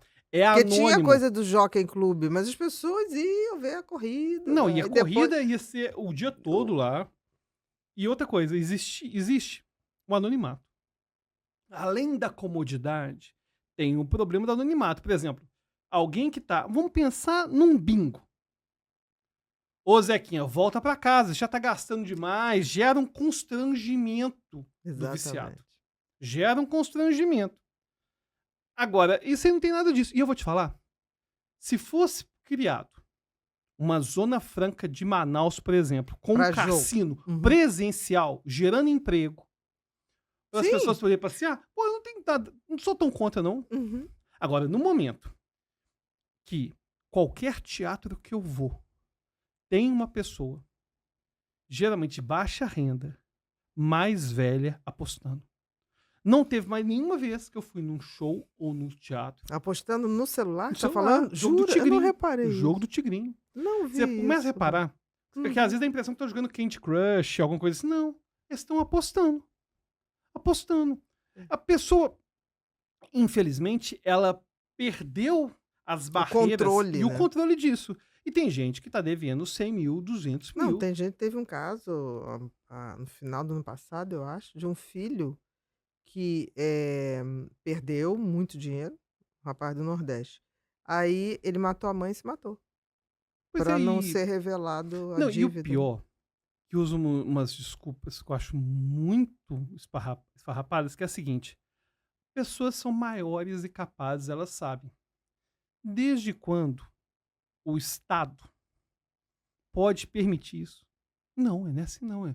Você pega, inclusive, você gosta de viajar muito, você sabe a diferença que é o uso do cigarro aqui na Europa. Diferença absurda, absurda. Por que que no Brasil ninguém fuma? Quase ninguém fuma. Aqui não tem graça fumar. Se você chega, por exemplo, eu lembro que tá na Itália, as tabacarias são quase tipo o nosso correio. Faz um monte de coisa lá, o pessoal compra cigarro o tempo todo. Você pega Paris, o pessoal tá fumando o tempo todo. Muito. O tempo todo, todo mundo fumando. Se aqui a gente não tá fumando, não foi proibindo, não foi realmente prendendo, tiveram políticas públicas. Exatamente. E são políticas públicas que tinham que ter para essas apostas. Aí, no momento que a gente tem vários debates importantes, como a questão da maconha, por exemplo. Uhum. E eu vou te falar, eu não sou do time que fala, tem que liberar a maconha, não faz mal de jeito nenhum. De jeito nenhum. A gente tem muita evidência da quantidade de dano cognitivo que causa. Mas, eu vou te falar aqui, as bets são muito piores que maconha. Entendi. Muito piores. E a gente vê um debate que é muito hipócrita. Muito hipócrita. E é claro que teve muita gente ganhando dinheiro com isso, entendeu? Acho com que essas tem, né? liberações. Não só as empresas, falando em relação ao lobby. Esse Sim. lobby, essa aprovação. Então, essas bets, eu acho elas terríveis. E se você vê um campeonato de futebol, é só bet. É somente. Eu lembro que eu assistindo um jogo de futebol, tinha 4 placas diferentes de bet. Não, o mesmo time tem uma aqui na frente, tem uma nas costas. Diferente. Gente, isso é assustador Concorrente. demais. Isso Uma é mesma assustador, camisa. É assustador Outro dia eu demais. tava assistindo um jogo e falei, engraçado, tem um. Esse aqui. Eu falei, ué. Aí quando o mesmo jogador virou, eu falei, ué, outro aqui. E não era a mesma. Eu falei assim, não, é a mesma. Aí eu ainda fiquei, falei, 2 diferentes. Não, e eu não consigo E entender deve como ser na que frente, acham. deve ser mais caro que atrás, deve- sei lá. Não sei, deve ter uma Provavelmente tabela. não, com certeza tem, de É. acordo com o tamanho. É. E aí me parece muita hipocrisia não permitir jogo de azar e permitir essas bets todas. Não, os bingos ficaram inocentes, né? Não, e eu vou te falar que o bingo era 1000 vezes melhor, porque a pessoa ia presencialmente, o vovô e a vovó iam Tinha lá lá. o social, Tinha um tinha o garçom que fica, tá na hora de ser embora. Exatamente, e acabou tudo isso, acabou tudo isso. Acabou isso, né? Agora as pessoas estão aí, ó, julgando o jogo do tigrinho. Você tem atendido clinicamente pessoas que buscam a hipnose, por exemplo, para tratamento de dependência? Tem. E como é que é O isso, ponto é o seguinte, Humberto? primeiro, sobre a hipnose, é importante ressaltar que a hipnose não é um tipo de terapia. Uhum. Não é, na verdade, é uma ferramenta. É uma E ela- técnica. É uma técnica que, em geral, vai estar associada com várias práticas da própria psicologia. Então, por exemplo, se você pega psicanálise, Uhum. aí você vai, tem técnicas baseadas em regressões, por exemplo, que são técnicas psicanalíticas. Se você pega a área comportamental, que é a área que eu mais me identifico, você Uhum. pega TCC. TCC, cognitivo comportamental, Uhum. ou até mesmo a comportamental pura, né, Sim. dizendo da análise do comportamento, a hipnose vai ser utilizada com ensaio mental, fazer preparação, ensaio mental, para enfrentamento, esse tipo de coisa. Disfobias, por exemplo. Exatamente, né? funciona muito bem. E, em geral, a gente usa a hipnose para fazer visualização do como seria a vida sem o vício. Usa a hipnose para poder ajudar a pessoa a ter mecanismos e recursos para a mudança. Eu acho coisa interessante envolvendo terapia. Eu sempre comento uma coisa interessante. Hoje está essa moda de ficar briguinha da psicologia em relação a só essa que presta, essa que não Nunca presta. houve isso. E sabe o que eu O acho mais curioso? conhecimento é somatório. E sabe o que eu acho mais interessante, Beatriz? É o seguinte. Eu sempre fui contra o Freud. Sempre. E hoje eu fico defendendo o Freud. E eu detesto isso. Gente, eu não quero defender o Freud. Porque, por exemplo, você veio da medicina, a psiquiatria é toda psicanalítica. Se você pega até o início dos anos 2000, todos os livros que a gente tinha de psicopatologia nas faculdades de medicina, nas faculdades, era da Algola Rondo. São livros que têm uma ideia de doença mental psicanalítica.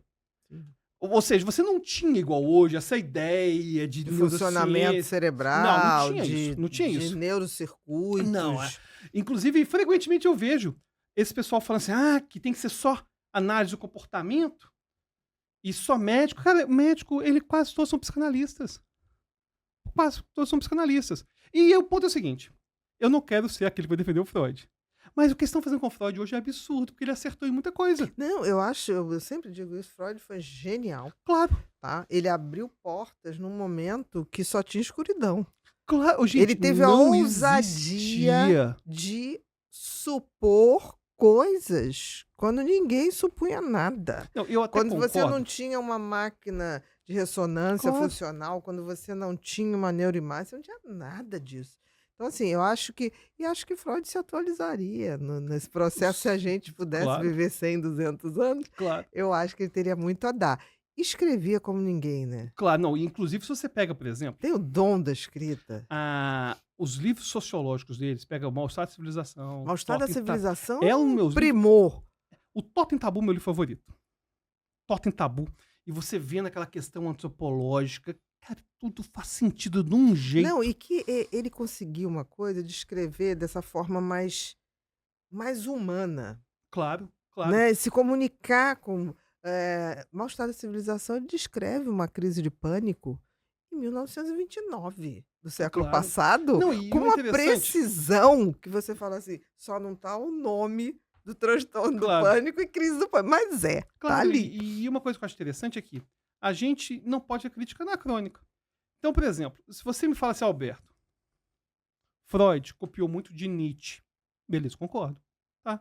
Schopenhauer, Nietzsche. Tem até um livro bem interessante, Sono Dogmático de Freud, que mostra as referências que ele não dava as devidas referências, mas naquela época era comum fazer isso também. Fazia-se Não muito. não é realmente uma coisa, não é igual hoje tá lançando um livro. Mas falando dessas linhas terapêuticas todas, e ainda falando da hipnose para vícios, eu gosto sempre de comentar aqui. Existe mecanismo comum às terapias. Sim, E claro. não é o fato de ser científico, não ser científico. Carl Rogers falava disso.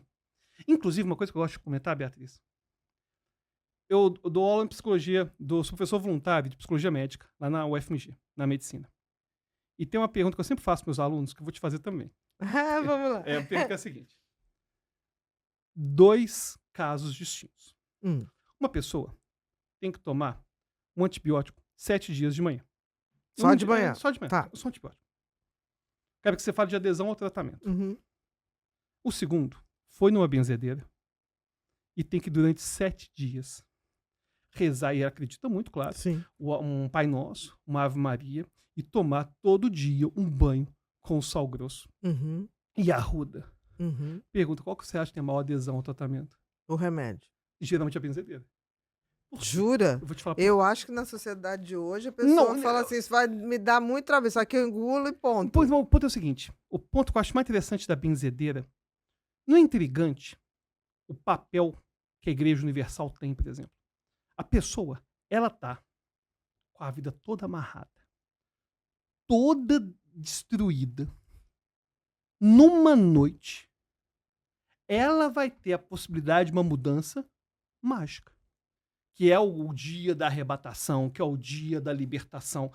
A religião, agora é claro, a pessoa tem que acreditar nisso. Hoje, na contemporaneidade, as pessoas não têm religiosidade, é claro que elas vão criar a pílula mágica. Eu acho que aí tá essa coisa do efeito placebo. Claro que sim. Quando a pessoa acredita, realmente. Não, sim, mas o ponto que eu quero Que eu colocar... acho maravilhoso. Assim, Claro, também. eu acho A placebo ótimo. crença. Uhum. Inclusive, me falaram uma vez, Alberto, mas hipnose é só placebo, mas eu acho ótimo. Uhum. É a sugestão de que vai melhorar.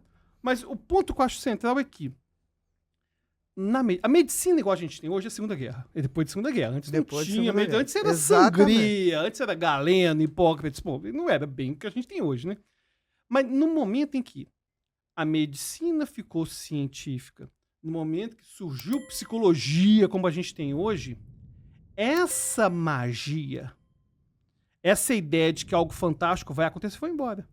Com certeza. Foi embora. Diminuiu muito. Então, por E exemplo... poderiam coexistir. Exatamente. Mas eu ponto é esse, por exemplo. Você é uma celebridade. É uma médica celebridade. Você tem essa magia. Por exemplo, você tem a possibilidade de atender alguém. Ana Beatriz, sou seu fã. E eu sei que você é a pessoa capaz de resolver meu problema. Essa pessoa atribui a você a figura do pajé. A figura do xamã.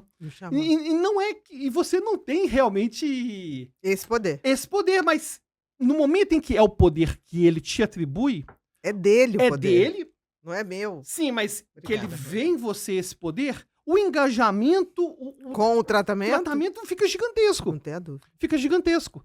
Então, eu sempre comento que se você pensa, por exemplo, nas terapias, tem mecanismos que são comuns a todas elas. O Carl Rogers comentava isso.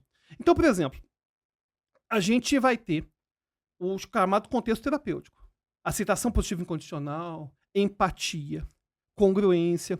Essa questão da empatia é um grande problema que a gente tem hoje na área da saúde. É verdade. E eu acho curioso essa questão da psiquiatria. Porque se eu vou no médico e o médico me fala, Alberto, não vou te dar remédio nenhum, não. Eu prefiro que você melhore seu sono, que você faça higiene do sono, uma caminhada de manhã, pare de comer gordura, sabe? Sim. É o que eu quero. Mudança de estilo de vida. Eu quero isso. Mas, em geral, hoje, o paciente não quer isso. Não. E o que é o mais necessário. E o pior é o seguinte, aí ele vai no médico, o médico não dá uma receita pra ele, ele vai em outro médico, vai em outro médico. Até alguém dar. Até alguém chegar, não, mas eu vou te dar amoxicilina. Poxa vida, nem sabe se é bactéria, se não é, e vai... E nem faz o exame de sangue básico. Não faz Porque isso. pelos glóbulos brancos, você sabe se você tem uma infecção viral Claro. ou se você tem uma infecção bacteriana. Não, o cara conversa com você 2 minutos, Exatamente. 3 minutos. E eu acho isso muito triste, porque quando a gente vê que a saúde virou mercadoria, e beleza, o capitalismo é isso mesmo.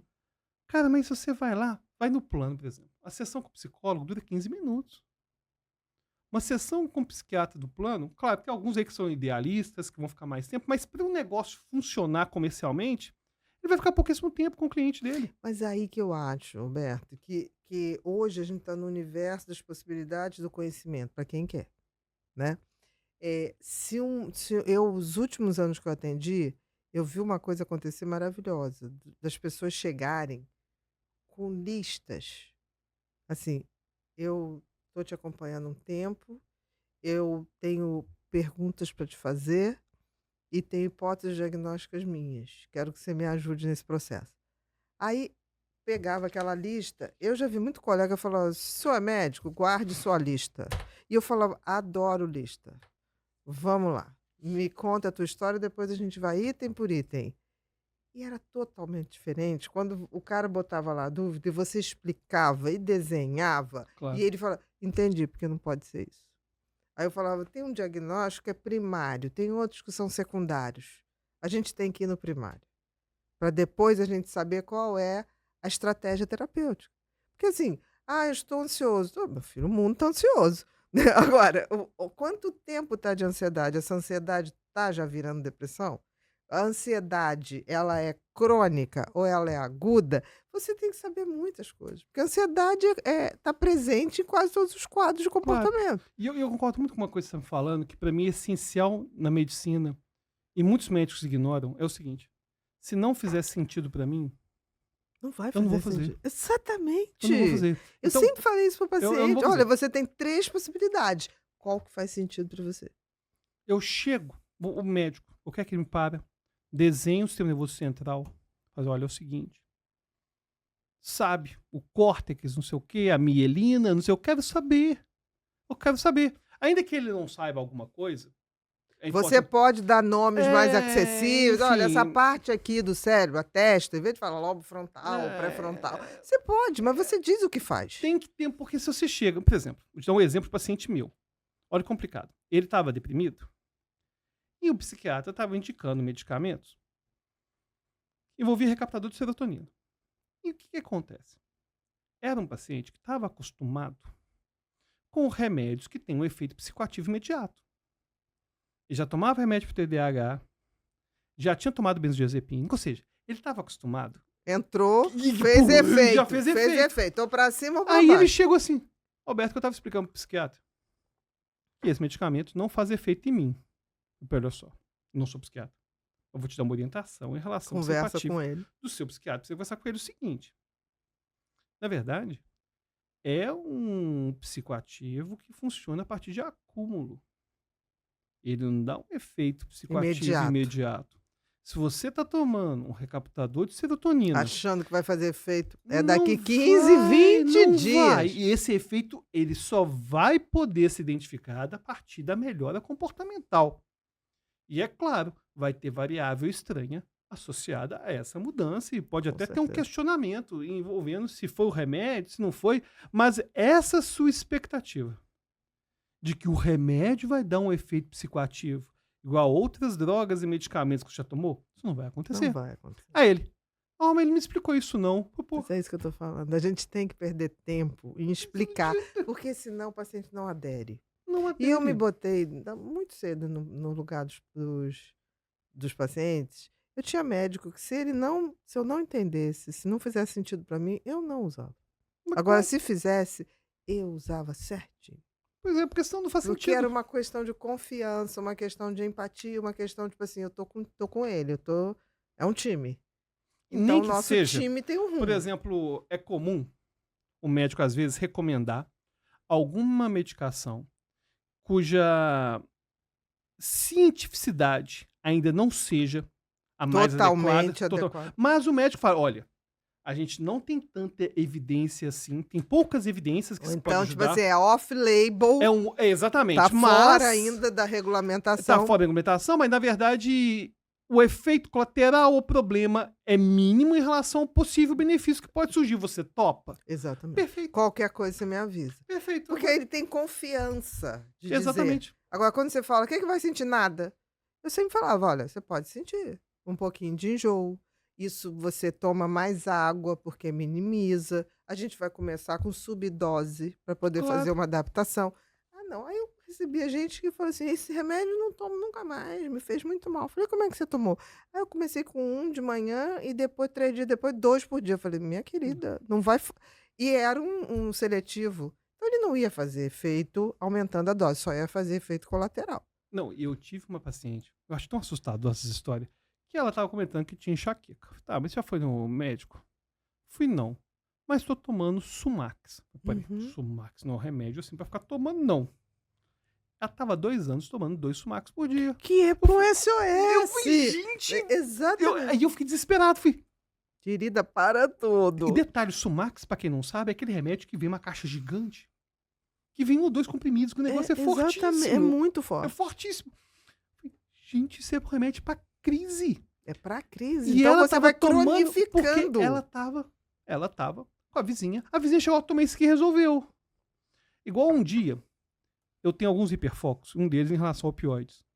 Minha mulher fala assim, Alberto, não pode ouvir a palavra opioide, que ele fica ensandecido, começa a falar dos americanos, fala da Purdue, fala da falsificação que aconteceu nos Estados Unidos.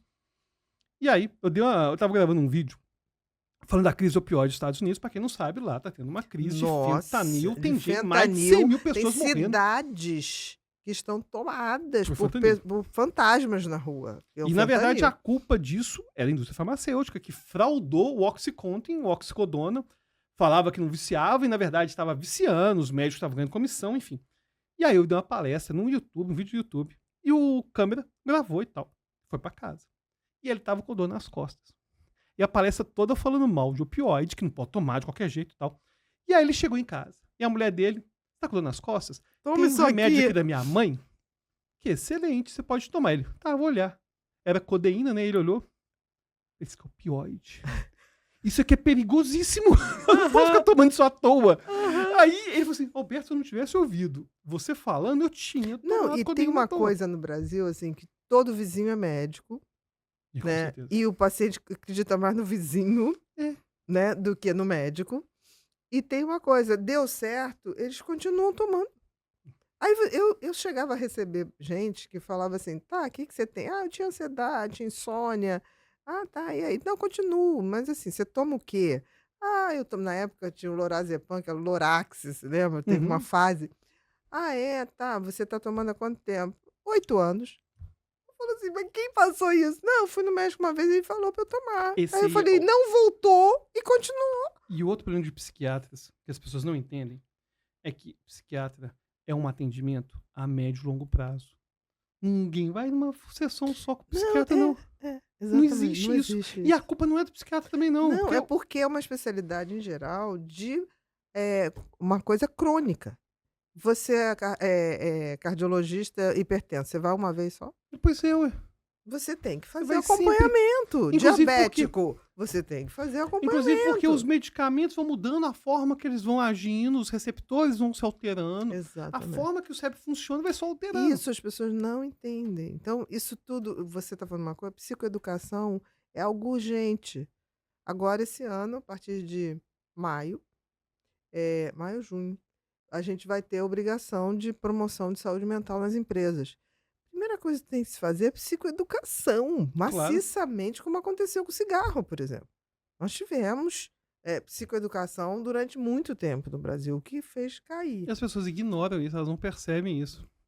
E Esse é aí um a fato. questão de droga, inclusive quando você perguntou de droga lá no início, né? Não, queria que você falasse um pouquinho do processo de hipnose, para as pessoas entenderem. Perfeito. Como que funciona o processo de hipnose?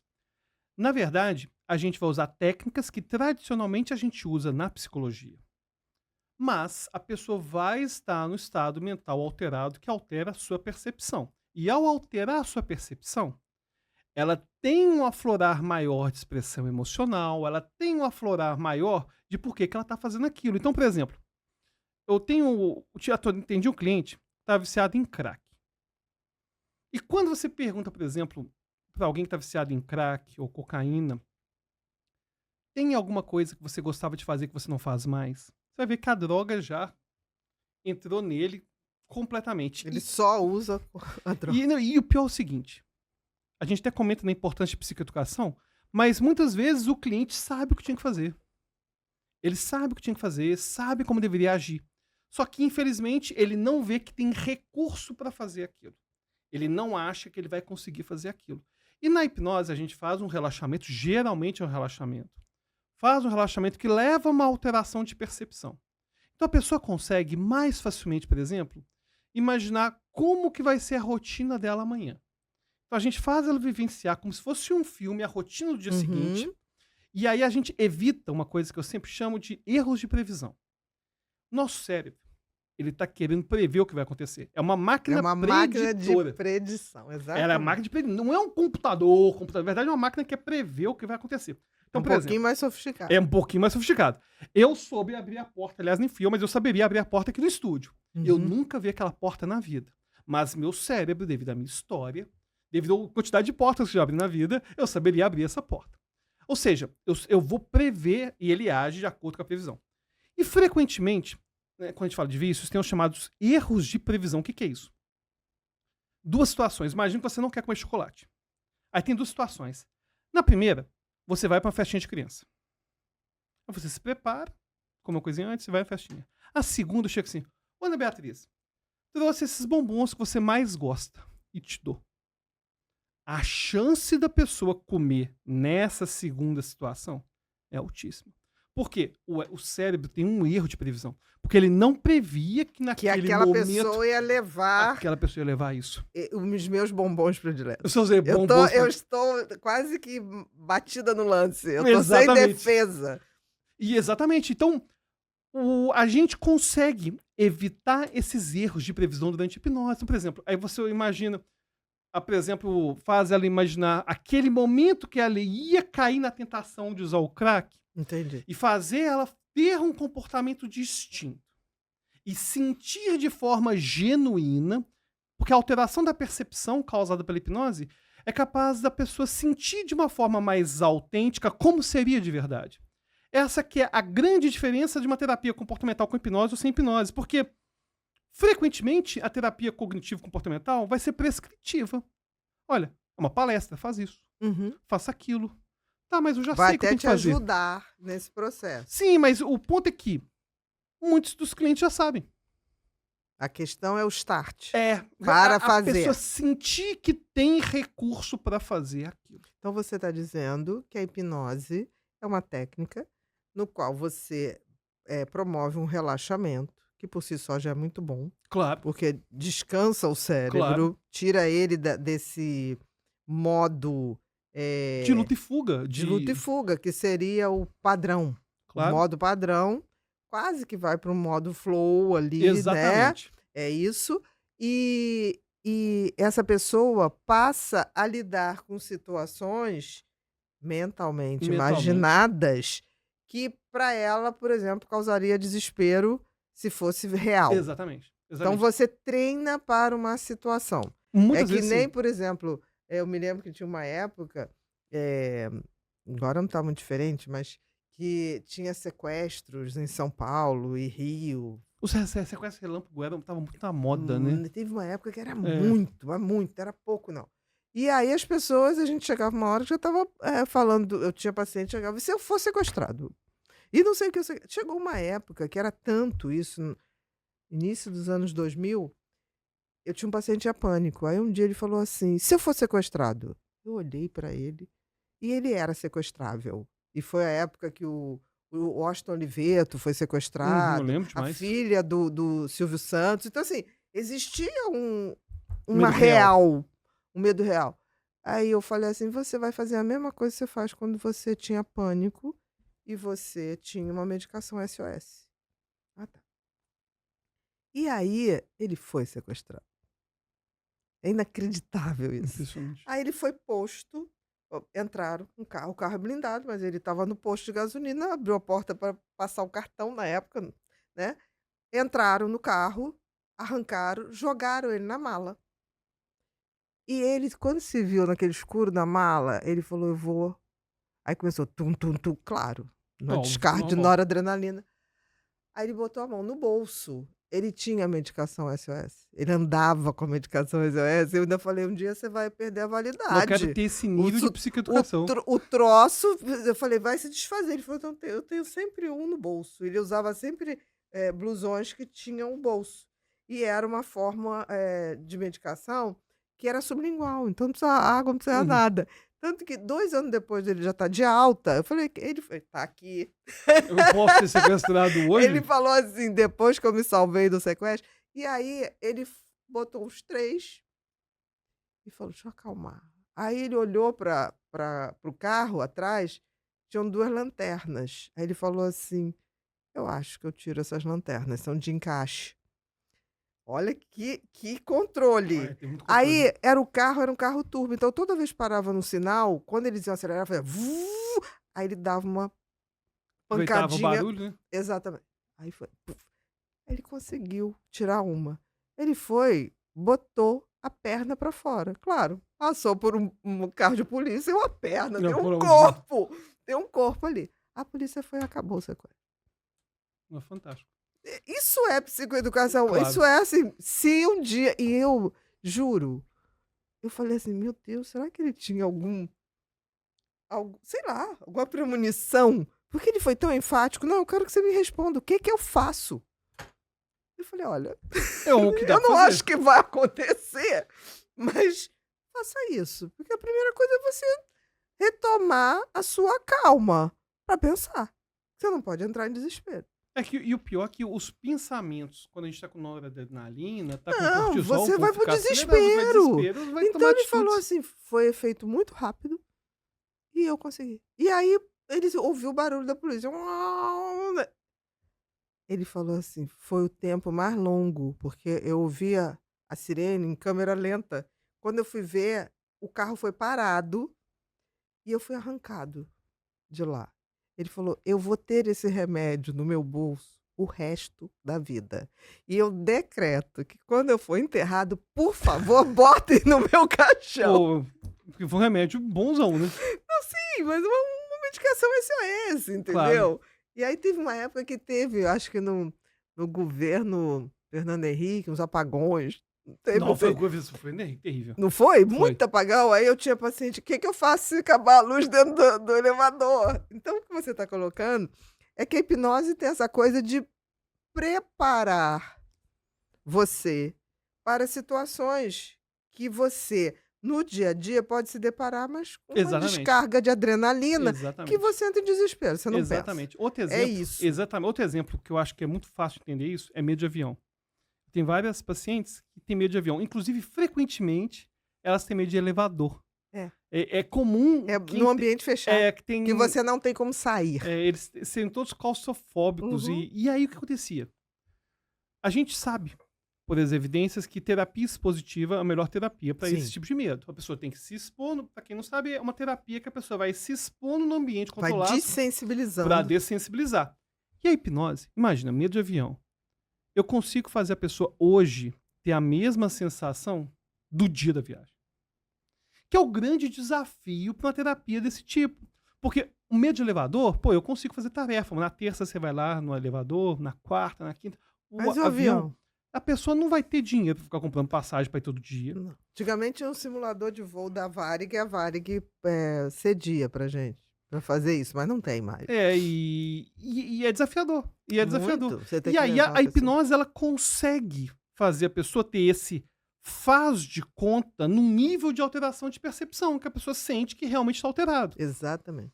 E aí acaba favorecendo demais a psicoterapia. Interessante. Então, o que você está falando é que coloca a pessoa quase que num estado flow e faz ela ter aquele enfrentamento sem esse desespero. Exatamente, porque a pessoa sabe Que está segura. que está segura. Exatamente. E aí ela desenvolve competências comportamentais, mentais, recursos para poder lidar com aquilo. E você acha que hoje, por exemplo, a hipnose, quais são os quadros mais comuns que você é procurado? Quais que você tem o melhor resultado? Olha, em geral, aqueles que envolvem técnica expositiva vão ter os melhores resultados. Que legal. Ou seja, e é justamente um calcanhar de Aquiles da própria psicologia. Ou seja, a pessoa tem medo de barata, tem algum tipo de fobia, ela às vezes é claustrofóbica, às Então vezes... são os transtornos de Os ansiedade. transtornos de ansiedade, em geral, eles respondem muito bem, porque, inclusive, muita gente não entende quando fala sobre isso em hipnose, porque a gente já tem evidência da exposição para Exatamente. se tem algo É científico... só uma exposição mais controlada. Exatamente. E facilitada. Exatamente. Uma vez falaram assim, Alberto, mas eu não vi aqui uma meta-análise ainda muito robusta falando da hipnose para transtornos de ansiedade. Eu falei, cara, peraí.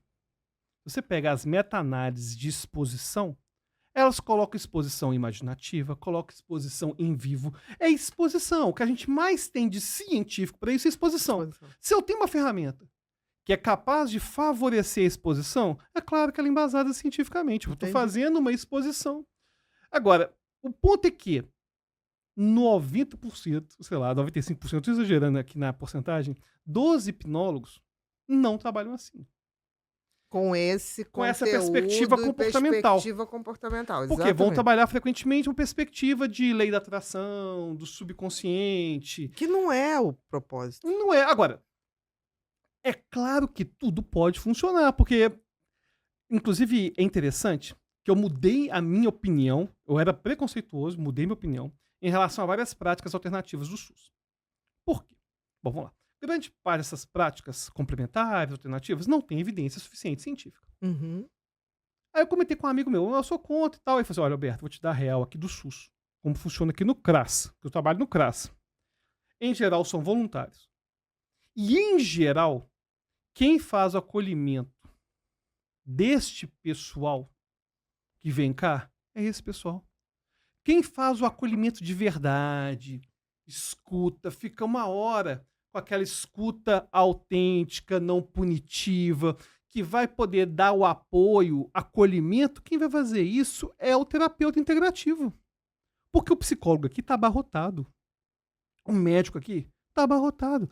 Se tem alguém que vai chegar e perguntar como que está sua mãe, como está seu pai, como está sua família. Que vai fazer esse primeiro contato, que é fundo, que desarma, né? Exatamente. Então, eu sempre tive muito problema em relação a várias dessas práticas, inclusive porque mistura um monte de prática que tem evidência com o que não tem evidência.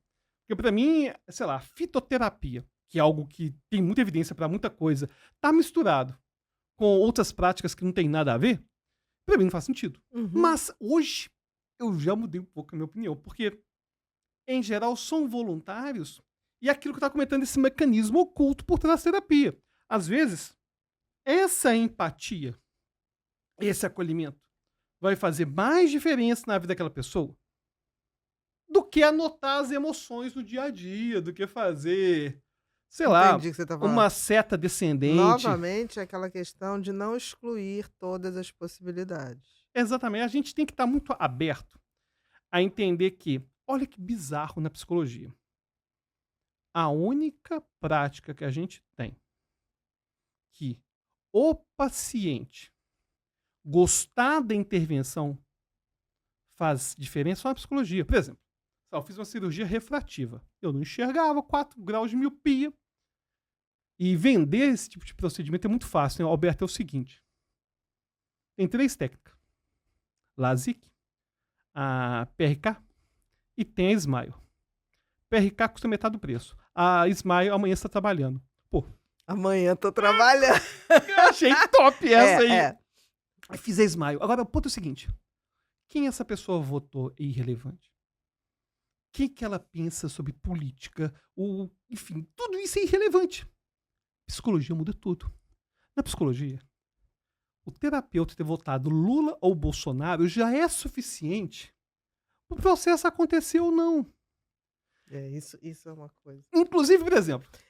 Nós ainda temos que ser uma folha de papel em branco. Pois é, pra você ter uma ideia, tem pesquisa envolvendo nome. Por exemplo, a minha filha chama Beatriz.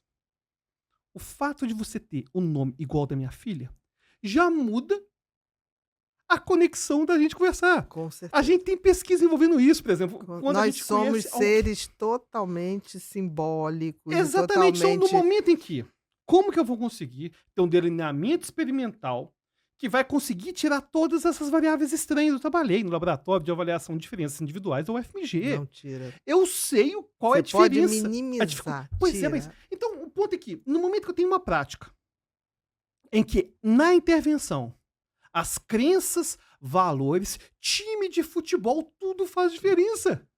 Se é carioca, se não é carioca. Tudo isso faz diferença. Então, a gente tem que, inclusive, começar a ter uma visão mais positiva da religião. Eu sempre tive muito problema com religião. Não gostava muito, não. Sabe por quê? Desde o Freud comentando sobre Freud, a manipulação, a domesticação, Foucault comentando da microfísica do poder. Tudo isso, assim, sempre fez muito sentido pra mim. Tá. Mas quem tá há milhares de anos sem saber nada de análise funcional do comportamento, transformando a vida das pessoas assim, ó, esse pessoal. Com certeza. Com certeza. E a gente tem que entender que esse pessoal Não, é e essencial. aceitar. A gente Que tem em que aceitar. alguns momentos, ou para uma massa, tem benefícios. Eu acho que a gente tem que ser menos preconceituoso e mais objetivo, porque assim, existe como atender todas essas pessoas? Não. Não. É impossível. Exatamente. Então, assim, sejamos mais generosos. Se aquilo ali não está fazendo mal e está produzindo uma melhora, quem serei eu para atrapalhar Eu isso? vou te falar aqui. Tem uma igreja neopentecostal aí, muito famosa. Eu não vou ficar falando Sim, aqui, sim. mas enfim, mas é muito famosa. Que eu conversei com uma pessoa que era membro. Falei, cara, mas é uma teologia, por exemplo, eu sou amigo do Iago Martins, que é um pastor, calvinista, pô, intelectualizado. Enfim, e eu não via nada disso nessa neopentecostal. E eu perguntei pra pessoa, cara, mas você tá nessa igreja? Eu falei assim, olha só, Alberto, eu gastava com jogos e prostituição tantos mil reais por mês. O que eu dou de dízimo em relação à transformação que isso causa na minha vida é irrisório. Eu Estou no lucro. Eu tô no lucro, eu prefiro pagar isso do que estar vivendo a vida que eu vivia antes sem Você ser vê, Cristo. isso é uma análise objetiva. Claro. E quem sou eu? Porque aí, eu vou te falar. Vou falar uma coisa que mega polêmica. Não é tão polêmica não, mas Sim. enfim. Que é o seguinte. Existe uma perseguição dos cristãos na faculdade de psicologia. Principalmente nas federais.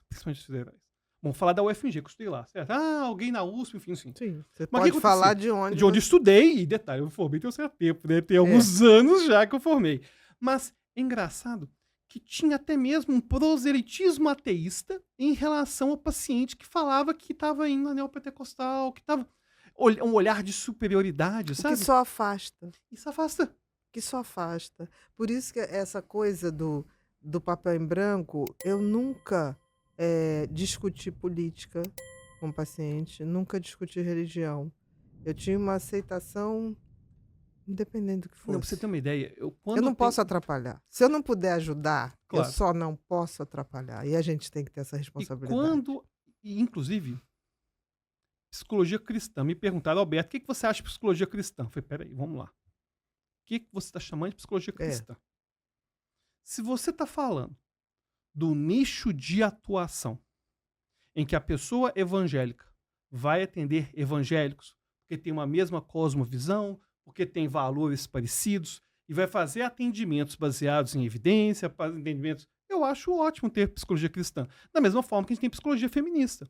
Ué, feminismo não é linha da psicologia, não. E a gente pode ter psicologia feminista, a gente pode ter psicologia marxista. Eu já vi isso, psicologia marxista, beleza. Agora, se você fala que psicologia cristã é fazer reorientação sexual com o paciente, claro que eu sou contra. Isso causa ideação suicida, causa um monte de transtorno. Então, eu sou muito a favor do psicólogo poder se intitular psicólogo cristão, no sentido que ele vai atender um pessoal que tem preconceito, inclusive, com relação à saúde mental. Então, é claro que se eventualmente esse psicólogo, eventualmente, ele tomar atitudes que não são científicas, causam mais dor do que benefício. E não ter essa escuta generosa e democrática. Claro. Agora, né? Então, pra mim...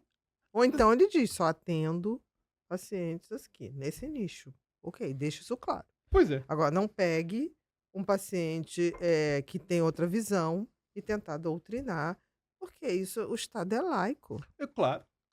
Começa por aí. O fato do Estado ser laico é também pra gente respeitar que as pessoas têm suas religiões. Exatamente. Da mesma maneira que religiões de descendência afro tem que ser respeitado. Claro, todos têm que ser respeitados. Ninguém tem que quebrar nada, ninguém tem que fazer nada disso. Né? É simples. Tá fazendo bem? Ok. Eu não tenho nada com isso, não. Tá uma pessoa melhor?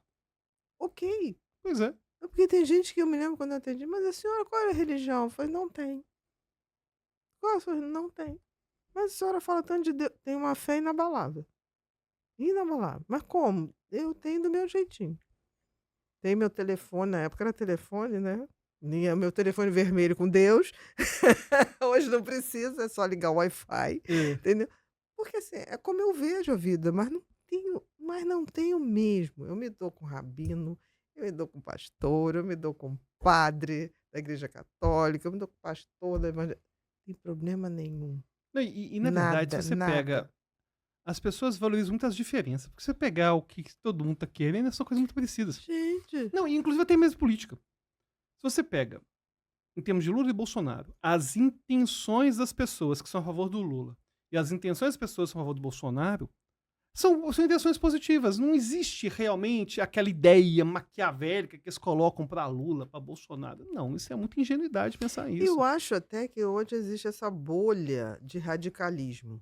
Que eu não acho nem que seja de polarização, porque polo, quando você está em dois polos, você está no mesmo campo magnético. Exatamente. O que está acontecendo é que pessoas muito radicais estão esquecendo de ver o que é melhor para o país.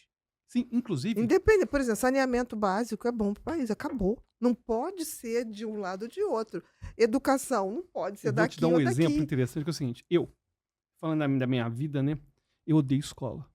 Sempre odiei muito a escola. Eu acho escola um lugar horrível. Eu acho que aquilo é tortura. E o que acontece? Sempre fui a favor de homeschooling. Sempre. Mas você tem superdotação, Beleza. isso é bem típico, Beleza. né? Aí o que acontece? Falo que eu sou a favor de homeschooling. Alberto é bolsonarista. Não, cara, eu só acho que quem é neurodivergente não é só Eu entendi. superdotação, não. Não, Você pega, por exemplo, neurodivergente, é uma você neurodivergência. pega, por exemplo, crianças de transtorno do espectro autista. Nível 2. Se ela tiver um retrocesso na escola, o pai não pode assistir a aula, não. Ele tem que conseguir uma autorização do juiz para poder ter autorização para tirar da escola para fazer a devida correção. Então, no momento que eu falo, sou a favor de Eu homeschooling, acho que tem casos e casos. Eu Claro. acho que nós temos que ser a favor o que é melhor para cada pessoa. exatamente. Agora, a gente achar que todo... Porque o que acontece? A escola foi algo civilizatório, porque antes era Exatamente. sofista. Beleza, antes era sofista. Antes era só o sofista. Tá, mas é a gente não identificar que algumas pessoas podem não se encaixar nisso. E, vão- e tem muita. E tem muita gente. Tem muita gente. Então, inclusive tem uma coisa interessante que eu gosto de falar sempre, que tem a ver com hipnose, que é chamado viés cognitivo. Para quem não sabe, viés cognitivos são atalhos que o nosso cérebro faz o tempo todo, porque não dá para poder fazer tudo, né? E é interessante que, você falou de radicalismo, tem um chamado viés cognitivo de grupo. O que é isso? É uma ideia que emerge do grupo, mas que não é uma ideia individual de nenhum deles. Entendi. Isso é bem interessante. E a gente tem evidência que nos grupos o viés cognitivo favorece as ideias extremas. É verdade. A gente sempre vai ter as vozes mais altas, independente do espectro político, independente de qualquer coisa. As vozes mais As altas... torcidas organizadas. Você vê isso em torcida organizada. Exatamente. E detalhe que você vai ver pessoas. A gente fala muito, né, na psicologia do efeito Lúcifer, né, o efeito de Milgram, o efeito autoridade, efeito manada, essas questões todas. Você vai ver pessoas tomando atitudes que elas jamais tomariam em outros Se ambientes. fosse individual. Se fosse individual. Exato. Agora, elas começam a se comportar de acordo com as expectativas do grupo e começa a ter um Exatamente. pensamento de grupo, que é uma coisa bem esquisita. Não, e começa a achar que tem maior poder porque está contando que o grupo todo vai reagir e não individualmente. Exatamente, exatamente. Né? E- Torcida organizada é isso, sai dando, batendo e tal, porque acha, não, todos estão aqui juntos, a gente vai juntar para bater no outro, E surge sozinho ele não um- ia fazer. E surge o anonimato também. Exatamente. Uma porque você- sensação de anonimato. anonimato. Exatamente. Agora, desculpe interromper, mas eu tenho que... Não provar, Isso, por provar. favor, por Eu vou favor. acabar esfriando. Que tal? Mas é muito bom. Gostou? É muito bom e é docinho. Não, porque a gente deixa decantando. É de um dia para o outro, não é feito na hora, não. Ah, não. Não, senão você não decanta. E tem... Isso é tem gengibre, ciência. Tem canela. Tem canela. Tem canela, tá vendo? Nossa, é delicioso. É delicioso. E não tem açúcar. Nossa, mas não precisa de açúcar. Não, se colocasse açúcar aqui, ia acabar com o Não, sabor. ele é assim. O cheiro, o aroma, o sabor. Você que criou? Nossa, muito boa. Dá pra expandir os negócios Eu agora. acho, tô em teste. Ele foi criado em, acho que agosto ou setembro do ano passado. Então é Está recente. sendo Eu aprovado. tava achando que era uma tradição familiar. Não tem nada disso, não. Eu tava achando que era entendeu? tradição mais familiar. de certo Exatamente. tempo. E tá indo, entendeu? Nós estamos testando. A Nossa. gente só não testou com grávidas, porque não Porque é o canela não pode. Porque a canela Exatamente. tem um Eu componente falo, químico. tá grávida. Não, É, não componente então químico pode. Ou quem não gosta de canela, né? Mas enfim, é uma delícia. Uma delícia mesmo. Agora, é interessante, né, que tá falando sobre vícios e comentei aqui sobre Transtornos a canela. ansiosos. Oi? Não, fala. Assim, que uma coisa interessante é o seguinte. Sempre me perguntam qual que é a pior droga. E quem tá falando de droga, eu acho importante falar o que eu penso sobre as drogas. Estatisticamente, costuma ser o álcool. Você pega aí a quantidade, não só pela quantidade, pelo fácil acesso, mas também pelas alterações do sistema em relação à inibição, em relação à raiva, as pessoas ficam descontroladas. Mas na verdade mesmo, o que mata mesmo é vida merda. A pessoa acorda de manhã, odeia aquela vida. Ela tá cansada de estar casada com uma pessoa que ela não gosta. Ela odeia aquele trabalho. E na verdade, eu não sou aqueles caras motivacionais. Siga seu sonho, não. O mundo é muito ruim mesmo. Tem muita questão complicada. Mas entre a vida pior de todas e a vida dos seus sonhos, tem mais possibilidades que a gente imagina. E sempre me perguntam, Alberto, na clínica, como que você faz para atender pessoas que não são mais fáceis de hipnotizar, que são mais resistentes? E eu sempre falo o seguinte, me preocupa muito mais aquelas que já estão hipnotizadas. Vivendo essa hipnotizada. hipnose do dia a dia. Anestesiadas. As pessoas estão letárgicas. E o que eu acho mais Não, estão assustador... anestesiadas mesmo. Você ainda falando de anestesiado, as pessoas estão buscando psiquiatria e psicologia para aguentar. Exatamente. Elas não estão buscando para se reformatar. para se reestruturar. Não, elas estão querendo aguentar. Exatamente. Elas estão querendo aguentar. E o pior é o seguinte, a gente, no sistema que a gente tem hoje, a pessoa, ao longo da vida, tira tudo aquilo que não importa. Eu vou sair do balé, porque isso não é importante, não trabalho com isso. Vou sair da música, vou sair da aula de inglês. Pra que ficar indo no cinema? Isso não tem nada a ver com o negócio, é pagar boleto. E a pessoa remove tudo aquilo que não é importante, até que depois nada mais importa. Exatamente. E aí não resta mais nada, sabe? Então, essa perspectiva utilitarista da vida Entendi o que você está falando, perfeito. é aquilo que mais faz as pessoas ficarem viciadas, que mais causa dor, sabe? Mais anestesia. Nós Mais precisamos anestesia. de As pessoas... O fentanil nos Estados Unidos, o que é isso? Não, é uma coisa Tudo bem que é muito louca. biologicamente, mas as pessoas foram buscar algo. Mas é que tá. É aquilo que você tá falando. As pessoas estão buscando porque tem um espaço. Exatamente. Tem uma falta. Existem vazios Existem vazios. que ou Deus preenche ou os vícios preenchem. Pois é, eu prefiro Deus. Eu prefiro Deus, eu prefiro esporte. Eu prefiro que as pessoas estejam aí, sei lá, reclamando do Botafogo, do Flamengo, do que realmente se entorpecendo e se anestesiando. Com certeza. Meu querido, a gente agora vai para uma parte que é o repórter Pipinho. Vamos lá, Bru? Vamos lá agora. Olha, Pipinho é o cérebro símbolo aqui do podcast, meu filho, né? Que só ouve bons conteúdos aí Que ótimo. no headphone. E a gente tem uma comunidade chamada Ser Humano Sustentável, que a gente sustenta lá com muito conhecimento, com cursos, com palestras. E 15 dias antes de você vir, qualquer convidado, a gente dá o seu Instagram para as pessoas, fala, vai lá, não começa a seguir, tá?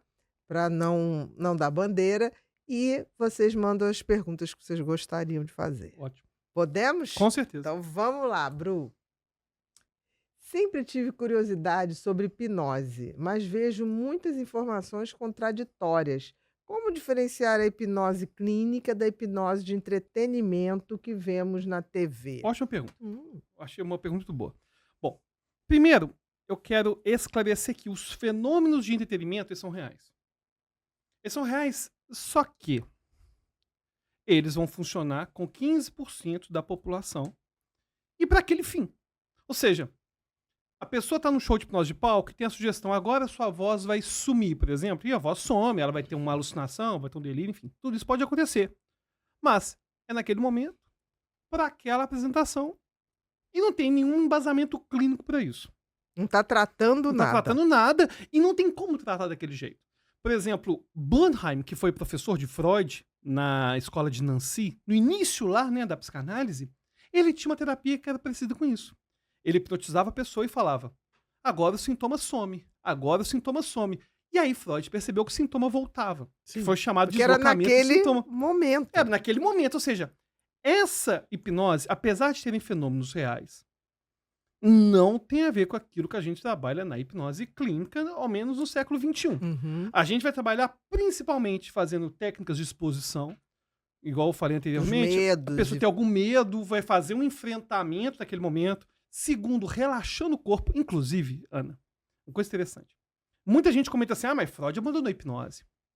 Tá, mas já reparou, Ana, que hipnose é conectada com relaxamento na nossa cultura? Claro. E não foi Freud que fez isso, não. Foram os psicólogos comportamentais. Na época, já de Jacobson, que percebeu que o relaxamento era capaz de controlar a ansiedade. Propiciava até o uso das técnicas Perfeito. cognitivas comportamentais. Exatamente. Exatamente. Então, os psicólogos cognitivo comportamentais começaram a associar a hipnose a um relaxamento para a capacidade de poder fazer uma exposição melhor, Isso mesmo. uma questão de fazer ensaio mental. Por exemplo, a pessoa vai fazer uma corrida, ela, por exemplo, o Ayrton Senna, ele visualizava antes a corrida para poder chegar lá na hora, ter uma sensação de familiaridade. Então, a principal diferença é que na hipnose de treinamento, ela é totalmente baseada na sugestão. E a terapia não é baseada em sugestão. É de traçar um tratamento. Inclusive, tem uma coisa que eu gosto de falar sempre, é que por que terapia funciona? A terapia funciona porque as roupas antigas não servem mais. Não é porque a sugestão está funcionando. Certo? Então, o passado não me serve mais. Belchior já falava isso, né? Que o grande gênio Belchior já falava isso, porque o passado, no momento em que eu percebo que consigo mudar, a hipnose, assim como várias outras técnicas, permite eu perceber que eu tenho condição de mudar. Então, a pessoa muda não é porque a sugestão está funcionando ainda. É porque teve um tratamento estruturado para ela perceber que ela poderia se expor aquilo progressivamente. Ou poderia ser melhor, né? Exatamente. Essa decisão da possibilidade. Exatamente. Porque né? a gente pensa o tempo todo se der errado, mas e se der certo? Ana? Exatamente. E se der certo? Porque assim, o errado, o cérebro está no automático, ele sempre está Exatamente. fazendo isso. Quando você consegue acionar a possibilidade não automática de outras possibilidades, aí você está começando a ser um ser humano melhor. Com certeza. Porque senão você está sempre no mecanismo do medo e da fuga. Claro. Então isso é um privilégio do ser humano. Com certeza. Quando a gente aciona isso. Claro. Perfeito. Próximo, Bru.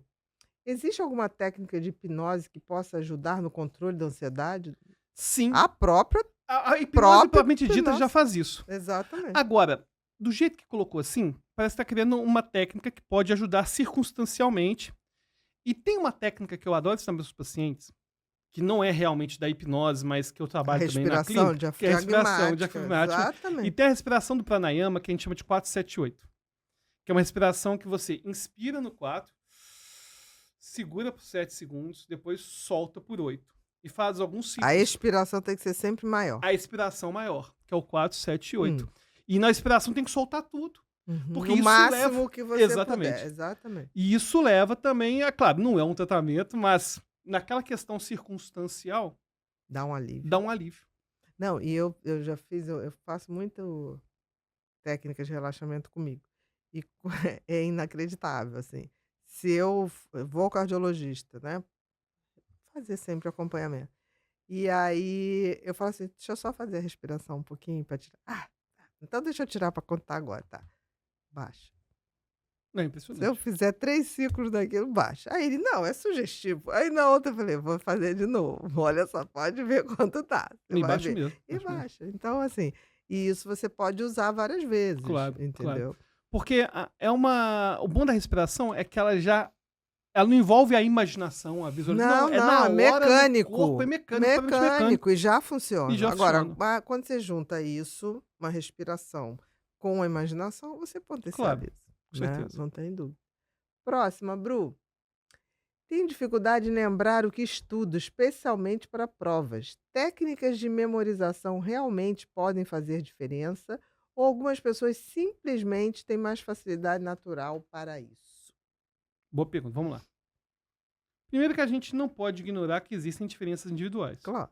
Tem gente que tem mais facilidade para quase tudo que a gente vai fazer. Então, qualquer coisa vai ter gente com mais facilidade. Qualificado, com Então, mais facilidade. Inclusive, eu gosto de dar o exemplo da dança. Porque eu danço. Uhum. E é bem... As pessoas não conseguem imaginar que eu sei dançar. Aliás, vira e mexe no Réveillon, tem algum vídeo. Tem um videozinho, inclusive, meu dançando samba de cafeira com a minha mulher no meu Instagram. A minha mulher tem uma inclinação pra dança 1000 vezes melhor que a minha. 1000 vezes melhor que a minha. Eu tenho dificuldade enorme de equilíbrio, eu tenho dificuldade, enfim. Eu comecei a dançar pra aprender a conversar com as pessoas, porque eu tinha dificuldade de interação, então eu com 20 anos, não, eu tenho que começar a conversar com as pessoas. E eu comecei a aprender a dançar por conta disso. Eu tenho muito mais tempo de dança que a minha mulher. Ela tem mais tempo em outras danças, que ela foi professora de dança do ventre e tal, mas a dança salão tem mais tempo. Só que minha mulher é 1000 vezes melhor que eu. Sim. Mas ela é predisposta. predisposta a isso. Então, toda vez que a gente ia fazer, teve uma apresentação que a gente foi fazer de tango, com teatro, com balé, não sei o quê, eu gastei muito mais tempo para poder decorar do que ela. Então, essa questão da facilidade natural existe para tudo. Agora, técnicas de memorização realmente fazem diferença? Com certeza. Só que o termo técnica de memorização é muito mais amplo, porque ele pode envolver tanto técnicas de revisão, quanto mnemônicos. Enfim, tem várias estratégias distintas. Por exemplo, uma estratégia de revisão que ele até comentou aquela hora... Pois é, Bru, você já usou as técnicas aqui do Alberto. Foi a prova empírica, quando eu fui fazer o vestibular para minha faculdade, isso era o quê? 2018, 2017. Eu fiz o método do ABC. Exatamente. Pegar um assunto que eu dominava, um assunto que eu sabia mais ou menos e um assunto que eu não sabia nada. Aí a técnica era pegar o C, que é o que sabia nada, jogar pro B e do B pro A. E assim, a prova era conhecimentos gerais e tal. Então assim, eu não fiz a manutenção Mas funcionou. Mas na hora funcionou muito. Passou. Eu passei. Amém, irmão? Amém. Muito obrigado. Amém. E é interessante o seguinte, porque essa técnica ABC eu gosto pelo seguinte. Porque o aluno frequentemente entra num loop de aprender e esquecer. O maior desafio do aluno se chama transitoriedade. Porque a gente passa 24 horas, passa 2 dias, a gente vai esquecer grande parte daquilo que a gente estudou. Até tem, para poder... O cérebro precisa limpar para Exatamente. entrar. Como que o cérebro vai saber... Coitado. O que aquilo importa... Exatamente. Exatamente. Aquilo que importa para ele tem a ver com sobrevivência. Exatamente. Não tem a ver com Ele não tá regra de cálculo diferencial integral, nada disso. E aí o que acontece? É como uma pessoa se dividir, por exemplo, os assuntos que eu chamo de ABC. A, você tem certeza absoluta. C, você não sabe nada. E B é mais ou menos. A pessoa frequentemente fica só no C e não mexe mais naquilo. Aquilo vai virando B, só que com o passar do tempo os Bs vão virando C e a pessoa fica num loop de reiniciar o tempo todo. Então, a perspectiva é que, mapeia o que você sabe e o que você não sabe. Isso é uma técnica de revisão. Aquilo que você sabe mais ou menos tem que ser objetivo, porque ele pode virar o A. Entendi. E de vez em quando você vai pegando um C para transformar em B, transformar em A. Porque se eventualmente você não é aprovado, aquilo que era B que virou A permanece. Você não vai esquecer porque já teve revisão. Mas, em geral, os alunos fazem o oposto. Eles vão só naquilo que eles não fazem ideia. E ao ficar naquilo que não faz ideia, não dá tempo do cérebro realmente integrar todas aquelas informações. Então, esse tipo de revisão... Isso é uma memória de revisão. É uma técnica de memorização que envolve a revisão. Agora, é claro que a gente tem várias outras estratégias. Por exemplo, quanto mais sentidos você usa para aprendizagem, mais códigos de memória você vai criar. Com certeza. Então, por exemplo, a gente tem evidência que anotar à mão é muito mais eficiente. É muito mais eficiente que digitar. Isso para mim sempre foi empírico. Você sabe que eu escrevo meus livros à mão, né? Eu não sabia, não. À mão, Bic. Olha só, o patrocínio, a Bic, podia ser Montblanc, mas a Ana Beatriz é low profile, ela usa a Bic. Sou. E aí, o que vai acontecer? Aí me pergunta, Alberto, mas quer dizer que eu não posso estudar pelo computador? Peraí, não é isso não. Para mim é sempre análise de custo-benefício. Às vezes, para você anotar à mão, vai ser um rolê tão grande, pô, que você vai pro computador. Mas a gente tem que reconhecer que ao ir pro computador, tem uma perda. Você aciona muito mais áreas cerebrais com certeza, a mão. Óbvio. A representação da mão no homúnculo, exatamente. Né, que no cérebro, que tem aquele homenzinho, é imensa. Gigantesca. Né? Então, se você cria o hábito de anotar, pô, isso já aumenta. Inclusive, tem uma coisa interessante. Antigamente, num tempo que a gente viveu, era muito comum uma coisa chamada telefone fixo. Isso. Que hoje nem existe mais. Hoje não em casa. Até pouco tempo atrás, eu tava pagando em telefone fixo e ninguém ligava. Exatamente. Eu vou tirar esse telefone. Ou então ligava pra golpe. Eu ligava pra golpe, exatamente. E o interessante é o seguinte. Quando não existia celular, né? As pessoas ligavam, era comum deixar recado em casa. Hoje não tem mais isso porque tem Não. celular. Mas a pessoa deixava recado. Quando a gente Secretária anotava... eletrônica. Tinha secretária eletrônica. Agora, quando você atendia o telefone e alguém te deixava um recado, você anotava o recado para alguém, só de ter anotado você lembrava. Exatamente. Porque este movimento já favorece a memorização. Colocar cores favorece a memorização. Você usar o chamado organizador gráfico. É muito comum falar mapa mental, mas na verdade mapa mental é um termo específico para algo mais geral, que é o organizador gráfico. São técnicas de anotação que vão dar uma nova forma para aquilo que está sendo estudado. Os gatilhos, né? Exatamente. E aí, por exemplo, tem vários tipos de organizadores gráficos, tem os mapas mentais, tem o mapa conceitual, tem um que a gente usa sempre, que se chama quadro comparativo. Quando você tem características em comum, na biologia usa muito isso. Você pega lá no reino fungi, reino monera, protista e tal. Aí eu olhava com carioteca, sem carioteca, aquela questão toda. Era tempo de colégio, hein? Outro colégio. E aí o ponto é que, de acordo com a estrutura daquilo que vai ser estudado, você vai ter que usar uma forma de estudo diferente, em termos de anotação. Por exemplo, em certos momentos, na biologia, na medicina, tem muito disso, processo. É um processo, pô, vou usar um fluxograma. Se você pega, por exemplo, em hospital, o que mais tem é fluxograma em relação a atendimento, principalmente eu ia falar IAR, Não, IAR não. É do pronto atendimento. Pronto atendimento. PA. É, PA. Tem fluxograma, porque naquele momento, saber os passos é mais relevante do que qualquer outra coisa. Com certeza. Então, resumindo, as técnicas de memorização, elas são essenciais. Essenciais. Não tem a ver com o fato da pessoa ter mais facilidade ou menos facilidade. Não, e funciona para todo mundo. Funciona Algumas pra todo mundo. pessoas, por exemplo, tem pessoas que têm um hiperfoco em memorizar coisas e ótimo. Claro. Tem hipermemória, tem gente que tem hipermemória. Que Claro. vê uma coisa e não esquece de jeito nenhum. Mas isso não quer dizer que a gente não pode melhorar a memória. Exatamente. Sempre, né? Exatamente. Próxima, né? Quais são os principais erros que as pessoas cometem ao tentar melhorar a memória e como evitá-los? Olha, tem um livro bem legal que vai falar sobre os 7 pecados capitais da memória. Jura? É. É seu? Não é meu, não. Os 7 pecados capitais da memória. Agora, claro que é um título mais mercadológico. Tá? Agora, desses pecados, tem 2 que eu considero os mais relevantes. O primeiro é a transitoriedade. A gente ignora o quanto que a gente esquece. Pra você ter uma ideia, no Campeonato Mundial de Memória, eu memorizei a sequência de praticamente 6 baralhos. Cada baralho tem 52 cartas. Nó. O ponto essencial é que eu tive 1 hora para fazer isso. 15 minutos foi memorizando. O resto foi só revendo. Eu gasto muito mais tempo revendo Do que decorando. do que guardando. Sem dúvida. Guarda. Memorizando. Do que memorizando. E por que eu tô falando sobre isso? Porque se você não reconhece que a memória é transitória, tem algo que eu chamo de monitoramento da memória. Se você, ao longo do seu dia, não pensar, eu vou lembrar disso. Porque é interessante que aquilo que a gente tem muito medo, a gente acaba criando muito recurso. Então, por exemplo, isso aqui, isso é complicado, deixa eu anotar. Só que aquilo que é simples, isso eu não vou anotar, não. Não precisa. Não precisa. Aham. Geralmente é onde vai ter Você vai falhar. Você vai acabar falhando. Menosprezar. É menosprezar o tipo de conteúdo, o tipo de informação. Então, a transitoriedade, para mim, é o principal pecado. Agora, tem um segundo elemento que, para mim, nos dias de hoje, está assim, fortíssimo, que se chama multitarefa. Essa distração. As pessoas... Não pela distração do TDAH, é a distração do excesso. Excesso de coisa. Não, de e é coisa. curioso o seguinte, que eu já te falei, eu sou neurodivergente, o déficit de atenção, para mim, sempre pegou muito. Ele quer achar. Eu vou aceitar Eu também. boto aqui, ó. Mas a neurodivergência, para mim, E a aguinha sempre com pegou gás muito. pra ele. Tá? E eu acho curioso que... Aqui, meu. Obrigado. Eu acho curioso que as pessoas, elas não têm rotina.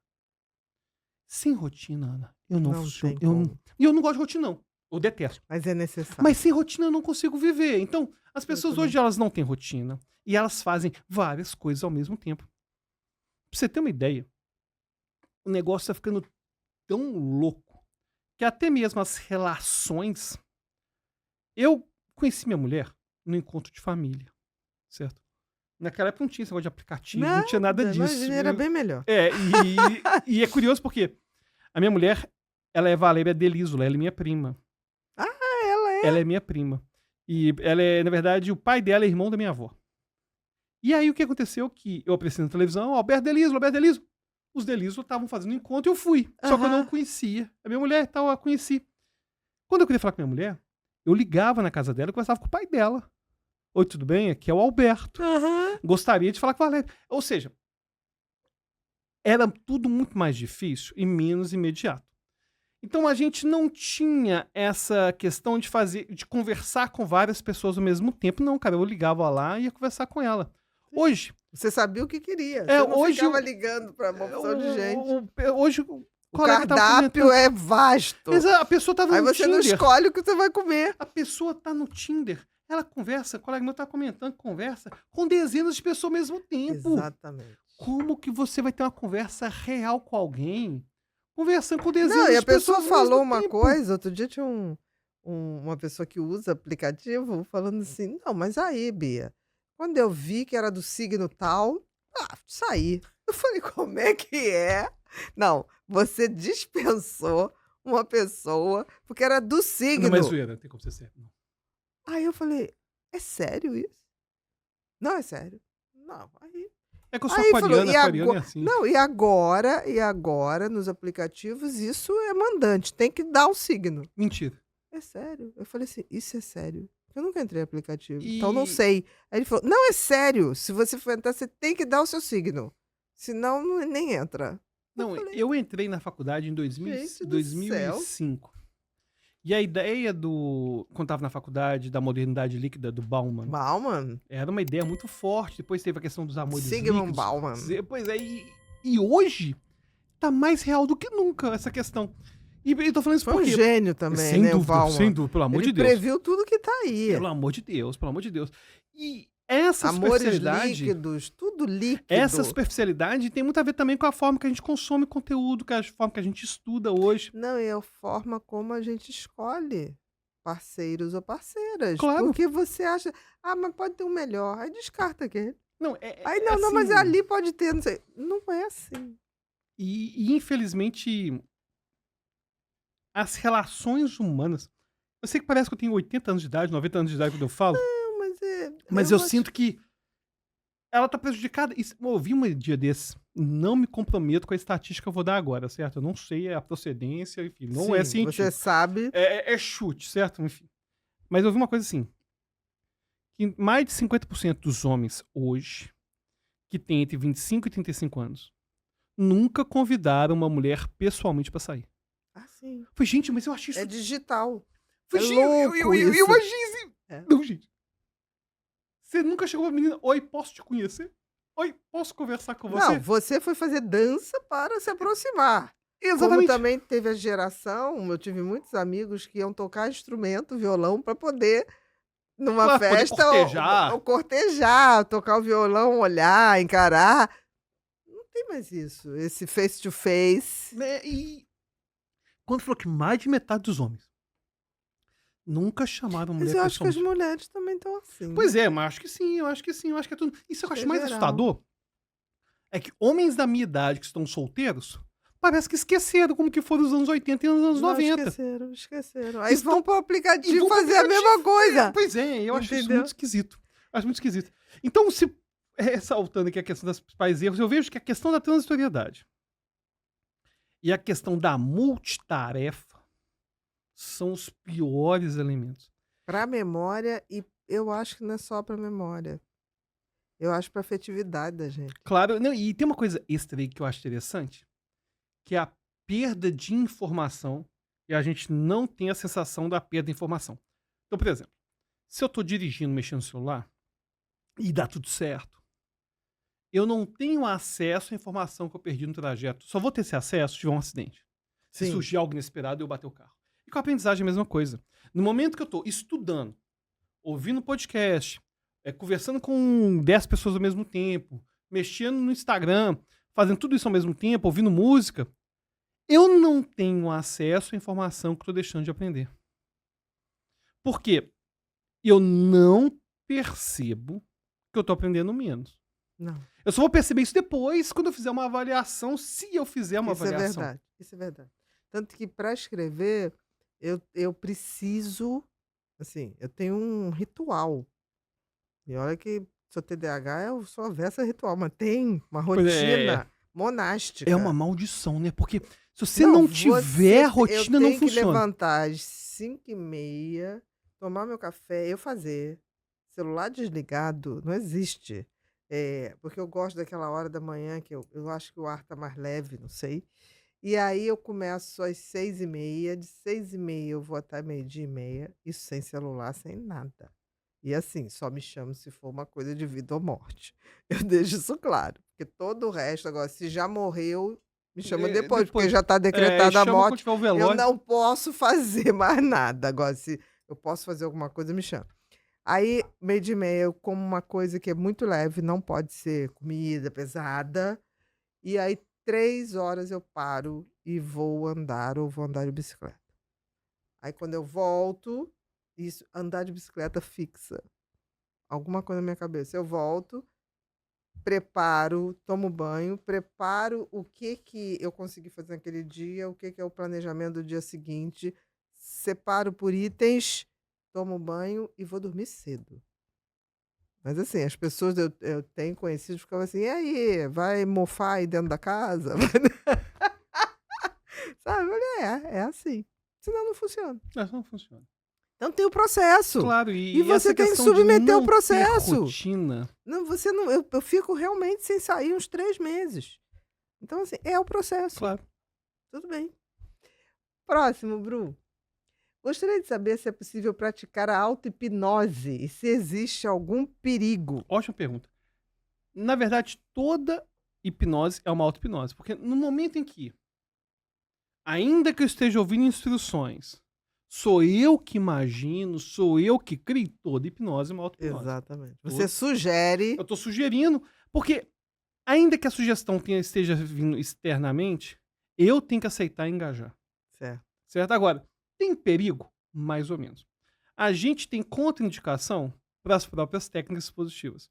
Então, por exemplo, se, eventualmente, tem um áudio de auto-hipnose na internet, uma meditação guiada, que envolve alguma pauta muito sensível e vai ter uma exposição, pode ser Que você faça um gatilho. que você tem um ali de- gatilho em relação... Não é um perigo de... Enfim, Não, mas você pode ter um desconforto. pode ter um desconforto Porque grande. você não tem o suporte ali Exatamente. do terapeuta Exatamente. de empatia e segurança. É igual tem, às vezes, experiências bem intrigantes. Eu gosto muito. Inclusive, são chamadas vidas passadas.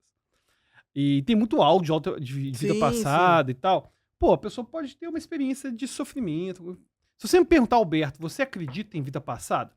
Eu não acredito que são experiências de vidas que aconteceram. Não acredito. Pra mim é o cérebro que tá criando tudo aquilo. Criando uma memória. Uma memória. Uma vivência. É, exatamente. Agora, simbolicamente tem alguma importância pra pessoa e, enfim, tem muita regressão na internet em auto-hipnose. E as regressões são técnicas que não deveriam ser feitas sozinhas, Com sem certeza. apoio com a auto-hipnose, porque a gente não sabe que tipo de imaginação que ela vai voltar da infância, Ou se que tinha se aquilo vai abuso. acionar algum trauma, É, alguma exatamente, coisa. Nesse exatamente. sentido, entendi perfeitamente. Então, contraindicação é muito mais, nem questão da hipnose, é questão Do desconforto. do desconforto de voltar no tempo, gatilho, tema De sensível. uma crise de ansiedade aguda. Agora, se você, hoje é tão fácil, se você quiser pegar um áudio de auto-hipnose do YouTube, você consegue olhar a legenda, consegue baixar essa legenda, tipo, do script. Você consegue ouvir o script, tipo, sem estar em auto-hipnose, pô, esse tema aí vai ser um tema legal pra mim. Aí você vê o script, bom, se não tiver Sim, não problema, tá mexendo em nada. não tá que mexendo em nada né? que dê causa desconforto, não tem perigo, não. Mas ainda é melhor ter um terapeuta de É suporte. bom. Próxima, Bru. Quais técnicas você recomendaria para estudantes universitários que precisam lidar com grandes volumes de leitura e memorização em pouco tempo? Olha, essa questão do pouco tempo é uma questão que... Porque senão a pessoa liga na véspera. Porque esses dias teve alguém que chegou pra mim assim, eu vou fazer um concurso semana Amanhã. que vem. Não, assim. Eu vou fazer um concurso semana que vem, o que é esse pouco tempo eu não sei. Pra mim, é importante você, principalmente, ter um bom sistema de revisão, que eu comentei anteriormente. Isso. Se você tiver um bom sistema de revisão, se você tiver boas fichas em relação aos conteúdos, para não ter que voltar às fontes originais. Então, você tem lá os seus livros todos. Se você já fez as suas anotações, você dificilmente vai ter que voltar E naqueles... se fez bem feitinho, E fez bem feito, você... Isso acaba favorecendo bastante, sabe? Agora, para a leitura, eu acho mais importante a pessoa ter uma leitura ativa e não ter uma leitura passiva, por exemplo. É muito comum a pessoa pegar uma caneta e grifar texto.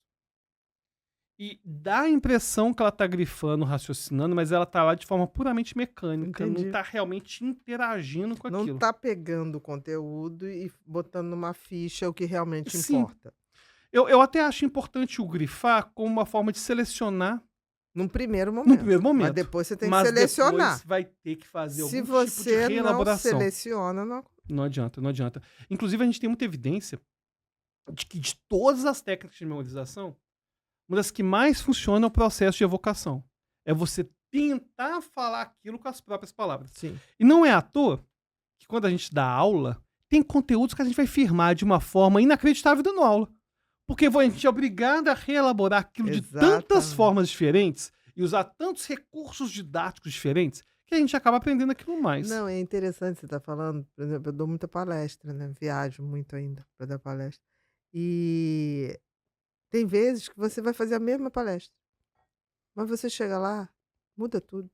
Você fala a mesma coisa, mas você tomou caminhos totalmente diferentes. Eu olho assim e falei, que meu cérebro, para que ele foi por ali e ficou melhor? É. Ele vai testando dentro dos mesmos caminhos. Mas tem um atalho. E é interessante, uma coisa Tem interessante outro exemplo. que tem aí, que é o seguinte, faz uma calibragem não verbal em relação a cada coisa que a gente fala. E de acordo com o local do Brasil, a parte da palestra que vai gerar mais engajamento, menos engajamento, não é exatamente a mesma, né? Não, eu não sei o que acontece. Eu digo que meu cérebro é uma maquininha, eu gosto muito dele. Gosto, aprendo a respeitar ele cada vez mais. Sou aquela pessoa que tô com um problema, chega uma hora e falei, vou dormir. As pessoas, você vai dormir? Eu falei, vou. Eu já entreguei. Se ele quiser me dar a solução amanhã de manhã, eu vou ser muito grata. 80% das vezes eu levanto. Eu falo, gente, mas ele obedeceu mesmo. E tem essa coisa, quando eu vou dar palestra num lugar, eu chego, o chofer que vai me pegar, eu falo assim, como é que é o mecanismo aqui? Como é que é a economia? Como é que é não sei o quê? Eu vou pescando o sotaque. Eu só sei que na palestra, eu cito o que o cara me falou, encaixo dentro da palestra. Ele faz isso. É. E eu deixo. Claro. Sabe? Eu só faço as boas perguntas. Uhum. E eu acho que ele é um bom aluno, porque assim, tem vezes que eu falo assim, gente, mas eu não sabia que eu sabia isso. Mas aí quando você vai ver, ele pegou informações que eu fui dando. É um comportamento bem difuso, né? Porque ele vai pegando E eu deixo ele livre. Claro. Eu não prendo meu cérebro, não. Fez essa associação. Se der errado, eu falo, gente, eu não sei por que eu falei inclusive isso. porque sob pressão ele acaba funcionando pior, né? Então se você pressionar também não vai funcionar bem, não. Deixa ele solto. E às vezes, na maioria das vezes, eu falo assim, nossa, bacana. Vai dar uma boa... A heurística vai te ajudar. Exatamente. Próxima, Bru. Gostaria de saber o que acontece no cérebro durante a hipnose, se existe alguma explicação neurocientífica de como ela pode ajudar na aprendizagem e no desempenho cognitivo. Olha, o cérebro, em geral, durante a hipnose, ele vai ter algumas alterações, sim. É um mecanismo dissociativo. Ou seja, são técnicas dissociativas. E é curioso, porque ela é o oposto da meditação. Muita gente coloca ela junto com a meditação porque tem pesquisa científica que junta tudo. É verdade. Mas elas são parecidas no sentido de quais áreas do cérebro vão ser ativadas. Mas o processo é muito distinto, porque na meditação eu quero limpar o pensamento, deixar eles passar, enfim, deixar eles... E na hipnose não. Na hipnose eu vou escolher um pensamento e a partir daquele pensamento... Trazer situações. Vou trazer situações que são pertinentes. Eu acho que a meditação facilita muito o processo Sem da dúvida. hipnose. Sem dúvida. Não tem a dúvida. Sem dúvida. Sem dúvida, porque a pessoa vai estar com a mente, às vezes, mais limpa. Exato. Para você limpar e imaginar o que você quiser. Claro. Inclusive, fazer atenção plena, mindfulness, antes da auto-hipnose, Facilita. Facilita muito, facilita muito.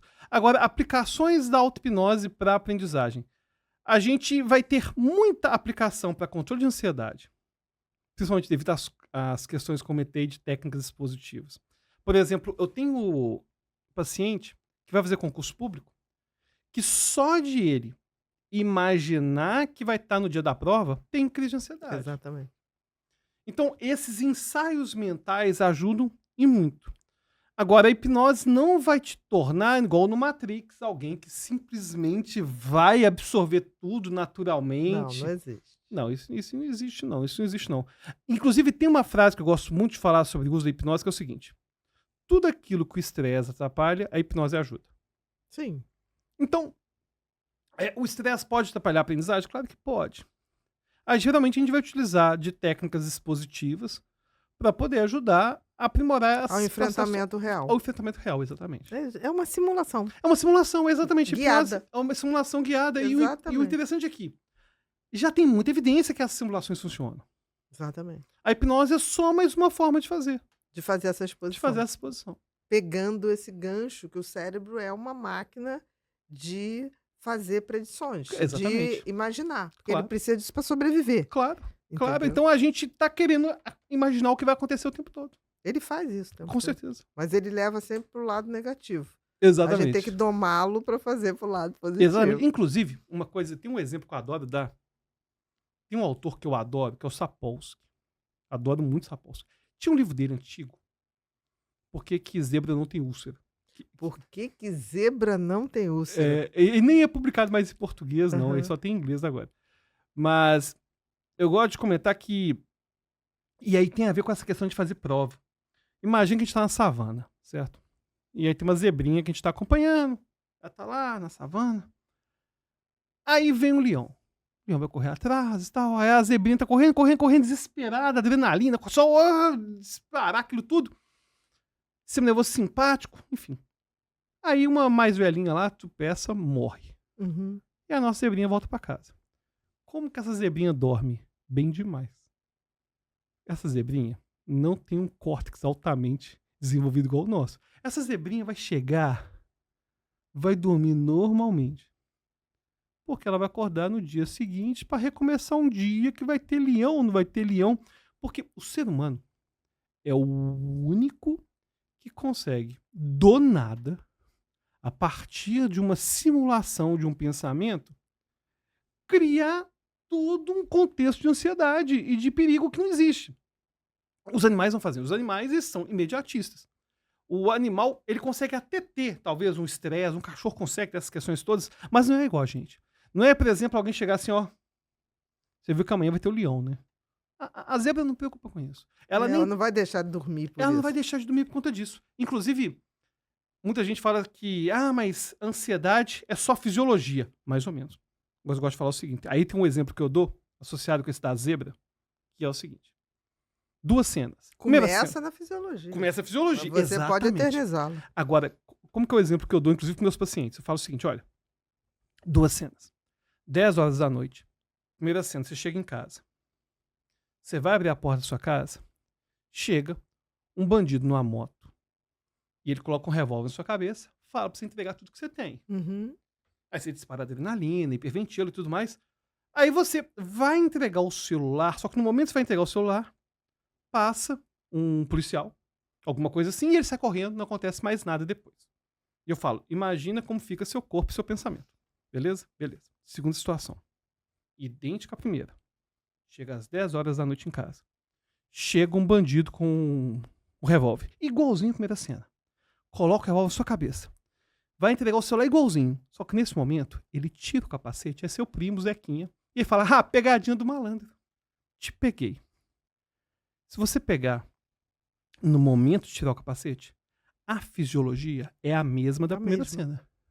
Só que para dormir não é a mesma coisa, não. Não é a mesma coisa. Que é justamente essa questão da manutenção da fisiologia. A diferença é que, se é o Zequinha, você vai dar um murro e for de brincadeira. Não faz mais isso. Não faz mais isso. Exatamente. E você não vai ficar preocupado com assalto, vai dormir normalmente. Porque você já fez a idealização de que foi uma brincadeira. Exatamente. Você desativa. E você vai agir igual a zebra. Depois que não tem Vai mais dormir. o perigo, vai dormir. Aham. A adrenalina, cara, esse negócio vai ser absorvido pelo organismo, acabou. Agora, se foi um assalto de verdade, você vai pensar isso a noite toda.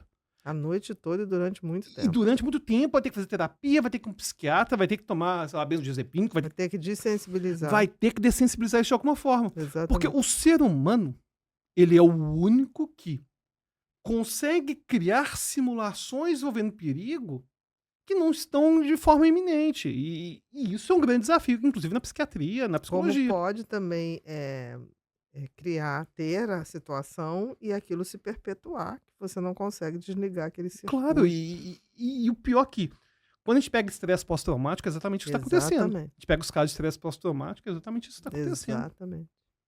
Não tem mais o perigo, mas o cérebro ainda está em alarme. Exatamente, e fica em alarme por muito tempo. Muito tempo. Próxima, Bru.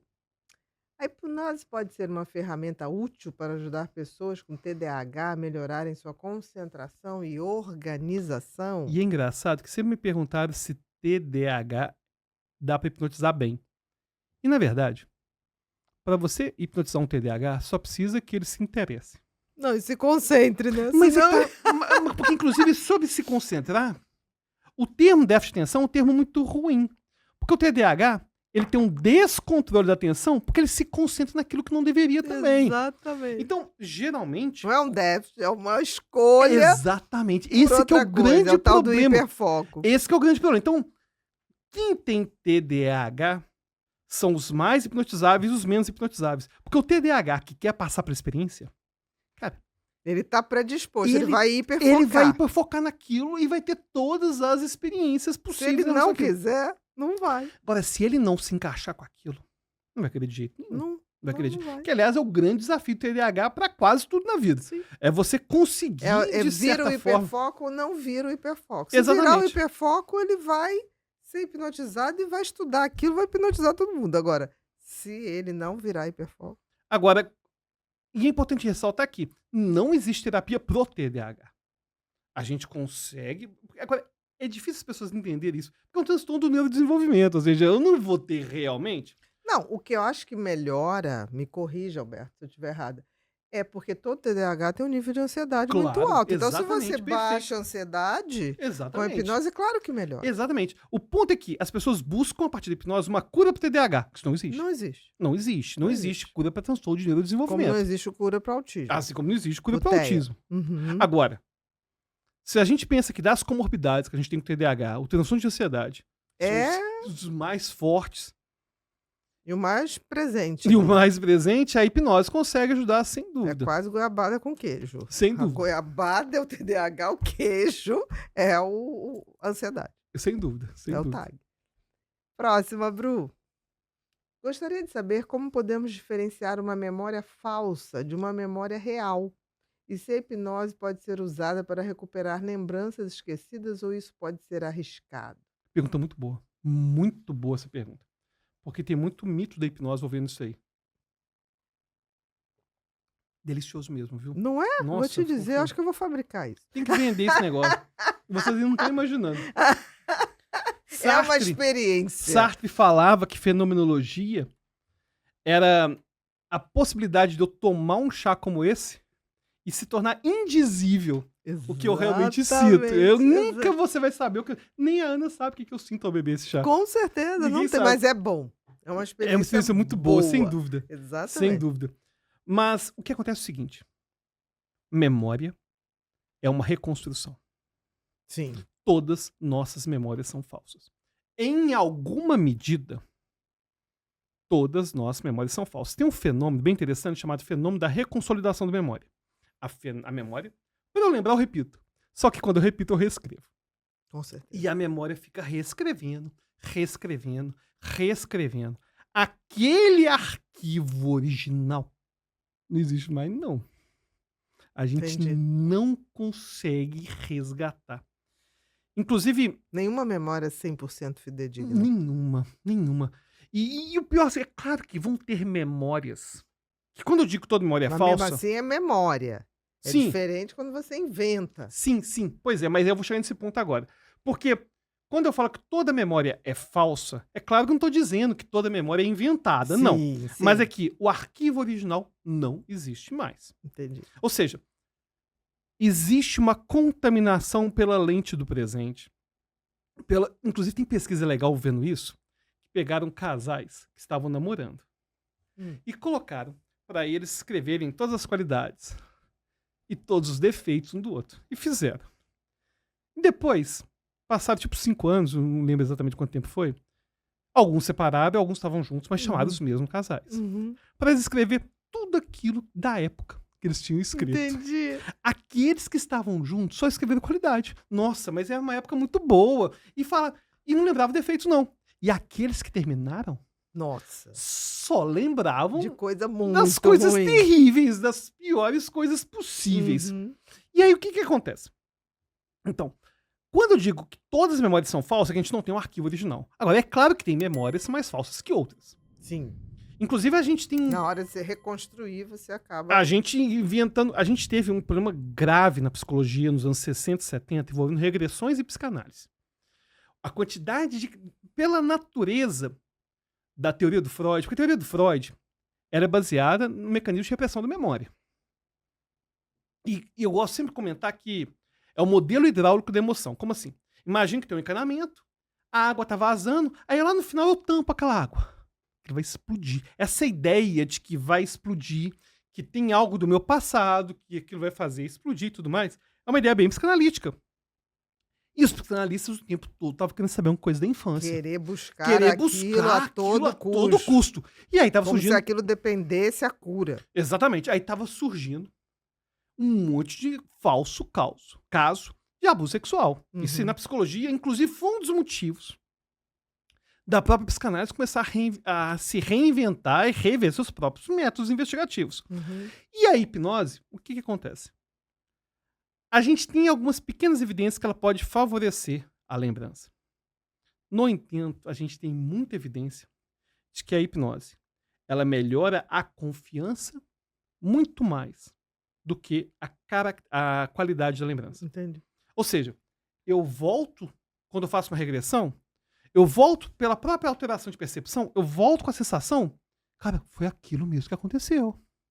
Só que pode ser uma coisa falsa. Sim. Ou seja, a gente, como o cérebro está reconstruindo tudo ao mesmo tempo, é muito difícil, para não dizer impossível, que eu consiga distinguir o que é uma memória real do que é uma memória que está inventada. Então, a hipnose pode ser usada para recuperar lembranças esquecidas? Não é uma boa ferramenta para isso. Ela até pode ser para revisitar imagens que incomodam, independentemente se for daquele jeito. Alguém comenta assim, ai, não sai da minha cabeça o rosto do meu pai no caixão. Não importa tanto se foi realmente isso. Mas a gente com a hipnose vai revisitar isso que ele já está trazendo. Para melhorar, fazer uma exposição e melhorar a relação dele com aquilo. Agora, a pessoa fala assim, quero descobrir o que aconteceu na minha infância que eu não estou lembrando, não. Não é legal. Não faz muito sentido fazer isso, não. Que você talvez vá mexer em coisas. Você vai mexer em coisa, inclusive que é uma contraindicação para ayahuasca.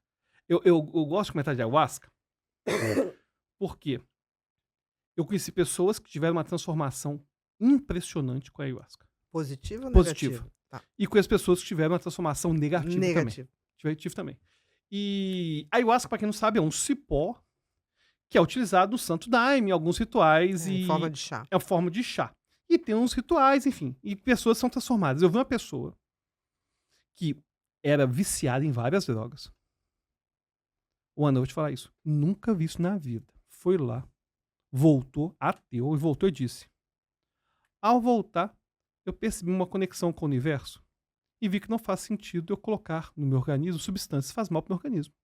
E nunca mais usou nada, nem álcool, nada. Tem aquele caimento de fichas, tomada de consciência. Vou tomar de consciência. Eu falei, cara, quando que a psiquiatria vai ter um negócio desse? Porque a psicologia não tem isso, não. A psiquiatria não tem isso, não. Então, os psicodélicos, sim, eles vão ser uma revolução aí, eu não tenho dúvida disso, não. Agora, eu vi gente que foi destruída pela ayahuasca também, porque não tinha estrutura para aquilo que poderia surgir. Porque tem uma substância lá que vai ter a ver com isso, que é o DMT. Eu sei que às vezes parece que é o TDAH agindo, mas não. Eventualmente tem conexão. Tem uma conexão chamada, tem uma substância psicodélica que o pessoal usa chamada DMT. E o DMT aumenta a memória autobiográfica. Uhum. Ou seja, a pessoa vai espontaneamente fazer regressões. E é justamente isso que pode causar contraindicação para ayahuasca. Porque se a pessoa não tiver estrutura cognitiva para essas memórias, detalhe, que já são reescritas, eu não tenho acesso ao Exatamente. Você arquivo não original. sabe se é daquela maneira. Não sei se é daquela maneira. O que pode surgir de assédio sexual, abuso, espancamento. Agora, às vezes a pessoa vê uma linha do tempo em relação a tudo aquilo, cai a ficha. Pra que eu tô Exatamente. desperdiçando A minha questão vida? vai ser como isso, quem pode, quem não pode. Exatamente. Inclusive, eu comento sempre que Eu sempre botei uma regra, se tem história de psicose na família, não vale a pena. Pois é, por exemplo, eu tenho muita neurodiversidade na família. Eu tenho, meus tios são autistas, eu tô no fenótipo ampliado do autismo, eu tenho familiar esquizofrênico, olha só, Não, já tem neurodiversidade demais. demais, não vale a pena Eu não acho que faz arriscar. sentido eu arriscar, não. Exatamente, exatamente. Então me pergunta, Alberto, não, peraí.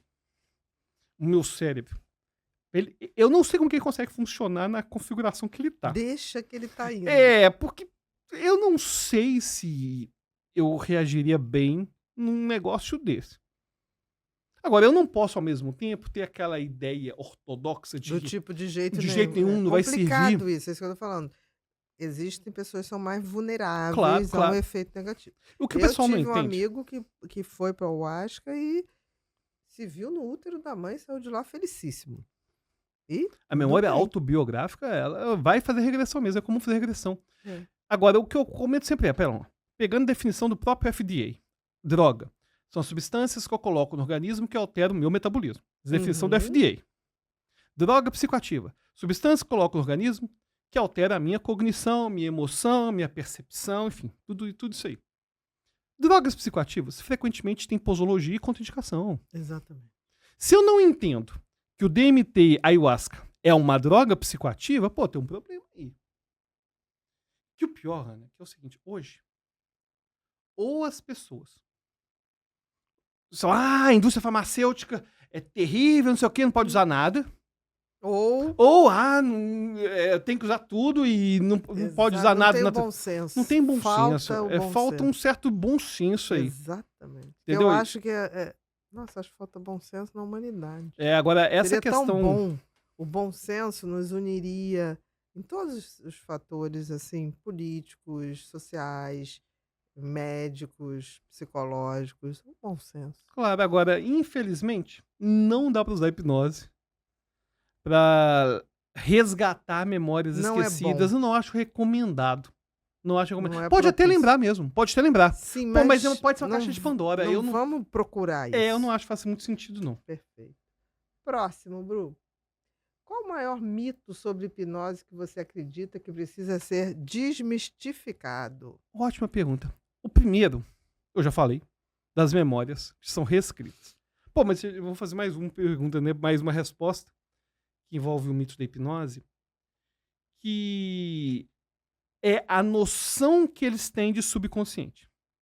Me pergunta assim, Alberto, eu fiquei decepcionado porque você não acredita no subconsciente. Peraí, vamos lá. O que você está chamando de subconsciente? Se para você subconsciente são processos subcorticais que acontecem e que eu não tenho consciência, até mesmo sistema límbico, alguma coisa assim, claro que eu sistema de acredito. grande parte. Claro que eu acredito, claro que eu acredito. Só que a gente tem uma influência muito grande da ideia que vai vir numa linha norte-americana, da chamada psicologia do pensamento positivo. Que é a ideia que o subconsciente é uma parte de Deus que está comigo. E que aí tem Joseph Murphy com os poderes do subconsciente, que eu vou desbloquear esse subconsciente e vai ter a lei da atração, que o universo vai conspirar a meu favor. Pô, isso eu não acredito, não. Também não. Isso aí eu... E é muito comum as Eu pessoas... acho que pode conspirar a seu favor se você estiver muito consciente das coisas boas que você quer trocar com Perfeito. esse não verbo, mas não no subconsciente. Eu acho que a gente pode ser consciente de querer ser melhor. Claro, uma coisa que eu vejo sempre aqui, pra mim, essa questão de lei da atração, se eu vou pensar no que eu acredito de que se você não tá hipnotizado negativamente, você vai ver as oportunidades. Uhum. Agora, Se eu tô imerso no problema, e se tem uma coisa que eu detesto, é gente que só reclama, por exemplo. Só chega, só reclamando, e aquilo nos contagia. Não vou usar uma perspectiva aqui holística de ser uma energia, não, pô, mas pode ser algo não verbal, alguma coisa assim que acaba nos contaminando. E essa ideia do subconsciente é uma ideia que me incomoda. Outro mito que me incomoda é a ideia de que a pessoa hipnotizada vai contar segredo, vai falar uma coisa que ela não quer. Não, gente, ela tá hipnotizada. Ela é agente das sugestões. Ela é agente porque é ela que tá fazendo a manutenção de tudo isso. Então, Com certeza, a hora que ela quiser parar, ela gente, para. eu falo assim, Ana, fecha os olhos. Depois a gente tem que fazer uma hipnose, hein? Fecha os olhos. Aí, mas é outro vídeo. É outra. Aí a gente faz, fecha os olhos. Se você quiser abrir o olho, você abre. Com certeza. Se você o quiser tempo fazer. todo. Você fala assim: olha, agora você vai imaginar uma. Você não tá inconsciente. Não tá inconsciente. Exatamente. Você vai ouvir a voz da pessoa o tempo todo. Você simplesmente tá Tá no se estado. permitindo. Inclusive, uma comparação que eu adoro falar é a seguinte: filme de terror. Eu sou uma pessoa, e eu nem sei se tem a ver com a minha neurodivergência. Eu assusto numa facilidade absurda. E eu entro em hiperfoco nos momentos assim, sem sentido nenhum. Tipo, absurdo. Contar histórias aqui de hiperfoco, histórias absurdas. Por exemplo, eu já perdi voo porque eu fui ler um livro. Faltava 2 horas. Já faltava 2 horas pro voo, do voo, pô, vou comprar um livro. É. Perdi o voo. Sim, o livro era bom. Teve um outro O livro voo que eu era perdi bom. por causa de South Park. Não assista South Park. É. Pô, eu tava assistindo os desenhos South Park, pô. E esse South Park foi tão terrível que eu tava na frente do portão de embarque. Falei, peraí, vocês me chamaram, não posso entrar? Já Pode entrar, tinha não. chamado. Aí chegou assim, seu nome é Alberto? Nós Chamei chamamos. o seu nome 10 vezes. Aí ficou Já aquele aconteceu comigo, constrangimento. eu te entendo Cara, chega chamar 10 vezes, eu falei, pelo amor de Deus, o que eu faço? Acabaram me conseguindo sem eu ter que pagar nada. Uhum. Antigamente era mais fácil, né? essa Era, questão. hoje não. Hoje não consegue mais, não. Nosso hiperfoco custaria Eu muito mais. hoje custaria mais caro. Mas enfim. Agora eu divaguei tanto que eu tava Não, falando. porque ele tava falando. De perder o controle. De perder o controle. Não perde. Você não vai perder o controle. E tem uma coisa interessante envolvendo a hipnose, é que eu adoro dar o exemplo, que é o do filme. Que eu falei que eu assusto muito. Do terror. É do Filme terror. de terror. Filme de terror. O que acontece? Eu assusto muito filme de terror, né? E você assiste filme de terror? Você assusta? Não gosto. Eu Me é assusto desconfortável. muito, Eu também me é mas eu gosto de ver assim desconfortável. mesmo. Não sei porquê. Eu gosto de ver assim mesmo. Eu sofro demais. Você gosta de uma Eu adrenalina. gosto demais. E aí, é interessante que... Vamos supor que eu tô vendo um filme de terror coreano. Eu até comento com a minha mãe que a gente deve ter pesquisa futuramente sobre isso. Não se deve assistir mais de um filme de terror coreano por mês. Porque são chocantes demais. São demais, Eu fico pensando depois, cara, tem um filme chamado A Chamada. Depois você busca aí, deve ter no Netflix. A Chamada. Eu fiquei pensando no final desse filme por uns 2, 3 dias. Nossa. Enfim, mas o que acontece no filme de terror? Tô lá no filme de terror. Eu tenho a opção de não prestar atenção. Tá lá. Sim, sim. Eu posso ficar olhando pra pipoca. Eu posso ficar levantando pro banheiro o tempo todo. Eu tenho essa opção de não ficar imerso. Agora, se eu tô assistindo o tempo todo, eu não tenho opção de não tomar susto. E se eu tô assistindo o tempo todo, eu posso a qualquer momento interromper e ir embora. Uhum. Hipnose é assim. Ou seja, eu consigo... Você tem que se permitir. Eu tenho que permitir, principalmente, engajar. A hipnose, ela é muito mais... Tem muito mais a ver com engajamento que crença. Entendi. Porque a pessoa, na boa, ninguém acredita que vai ser altamente hipnotizável. Muita gente vai ser altamente hipnotizável e as pessoas não acreditam, enfim. Mas o engajamento tem que acontecer. Ou seja, Senão- a participação, o engajamento, você tem que sentir Porque aquilo. você tem que imaginar o que está sendo feito. Exatamente. Agora, Você é agente da sua imaginação. você é agente de sua imaginação, perfeito. Então o ponto é que, na hipnose, eu tenho um poder de veto o tempo todo. Inclusive, existe um debate, né? Meu mestrado foi em filosofia da mente, em psicologia jurídica, sobre livre-arbítrio. Se existe, não existe? Bom, não existe. Mas o ponto é que os cientistas frequentemente vão falar assim, olha, o free will não existe, mas o free want existe. Ou seja, free will, que seria livre-arbítrio, e o free want seria essa brincadeira do não, tipo, de eu querer inibir. O sistema inibitório funciona. Ou seja, eu sou livre, realmente livre, para a consciência bloquear aquilo que está emergindo em relação a comportamento. Eu tenho essa questão Você tem inibitória. essa A responsabilidade. gente tem essa questão capaz de fazer isso. E na hipnose eu também sou assim. Ou seja, se a qualquer momento eu achar que aquilo tá incomodando, pô, eu posso Pare. interromper. Eu Pare. posso interromper, abrir o olho e ir embora. Eu não vou ficar, na verdade, as pessoas imaginam, ao ver a pessoa muito relaxada, Não, a pessoa acha que você tá quase anestesiado, exato, como se tá fosse uma vulnerável. cirurgia. Não é a mesma coisa. Não é assim, você tá Uhum. vulnerável quando você tá anestesiado no centro cirúrgico. Exatamente, Ali com você está certeza. totalmente Com certeza, vulnerável. com certeza. Agora, na hipnose, não. Não, Então, na exatamente. hipnose, você não vai fazer nada que você não quer, você não vai contar segredos, não Não, vai ficar preso naquilo. exatamente. Você vai fazer aquilo que você quer, certo? Exatamente. E que se dispõe a fazer. Claro. Bru, próxima. Ah, chegamos no que eu chamo de momento pipinho. O que que é o momento pipinho? É a hora que a gente faz um joguinho de livre associação. Ótimo. Eu jogo uma Tá bem palavra. psicanalítica, hein, Ana? Não. Bem É psicanalítica. porque é o que vem na cabeça. Mas eu acho fantástico. É o que vem na cabeça. São as Porque melhores ideias. isso é psicanálise. Isso é uma forma de livre associação, é psicanálise. Claro que sim. E não tem muita coisa. É o que vem a gente se permitir Com certeza. mesmo. Eu vou me permitir. Também pode, se não vem nada, passa. Não, mas Também não tem tem- alguma coisa tem que vir. Também você pode, passo, não tem problema. Beleza. É livre. O É pipinho livre, aceita também. Não é um processo autoritário. Não é um processo autoritário. Vamos lá. 1. Concentração. Uma necessidade. 2. Aprendizagem. A minha vida. 3. Amor. Minha família. 4. Complete a frase. Hipnose é.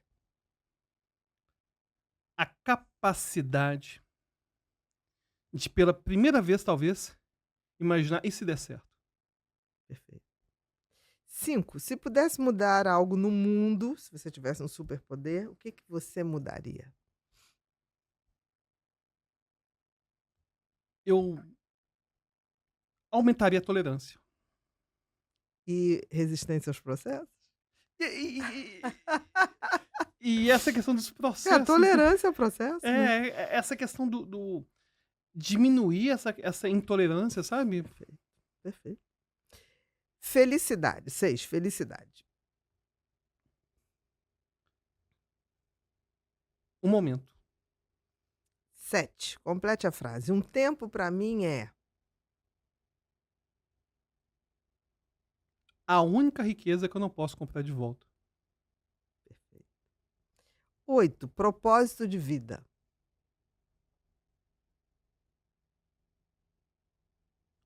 Transformar a vida das pessoas da mesma forma que eu consegui transformar a minha. 9. Memória.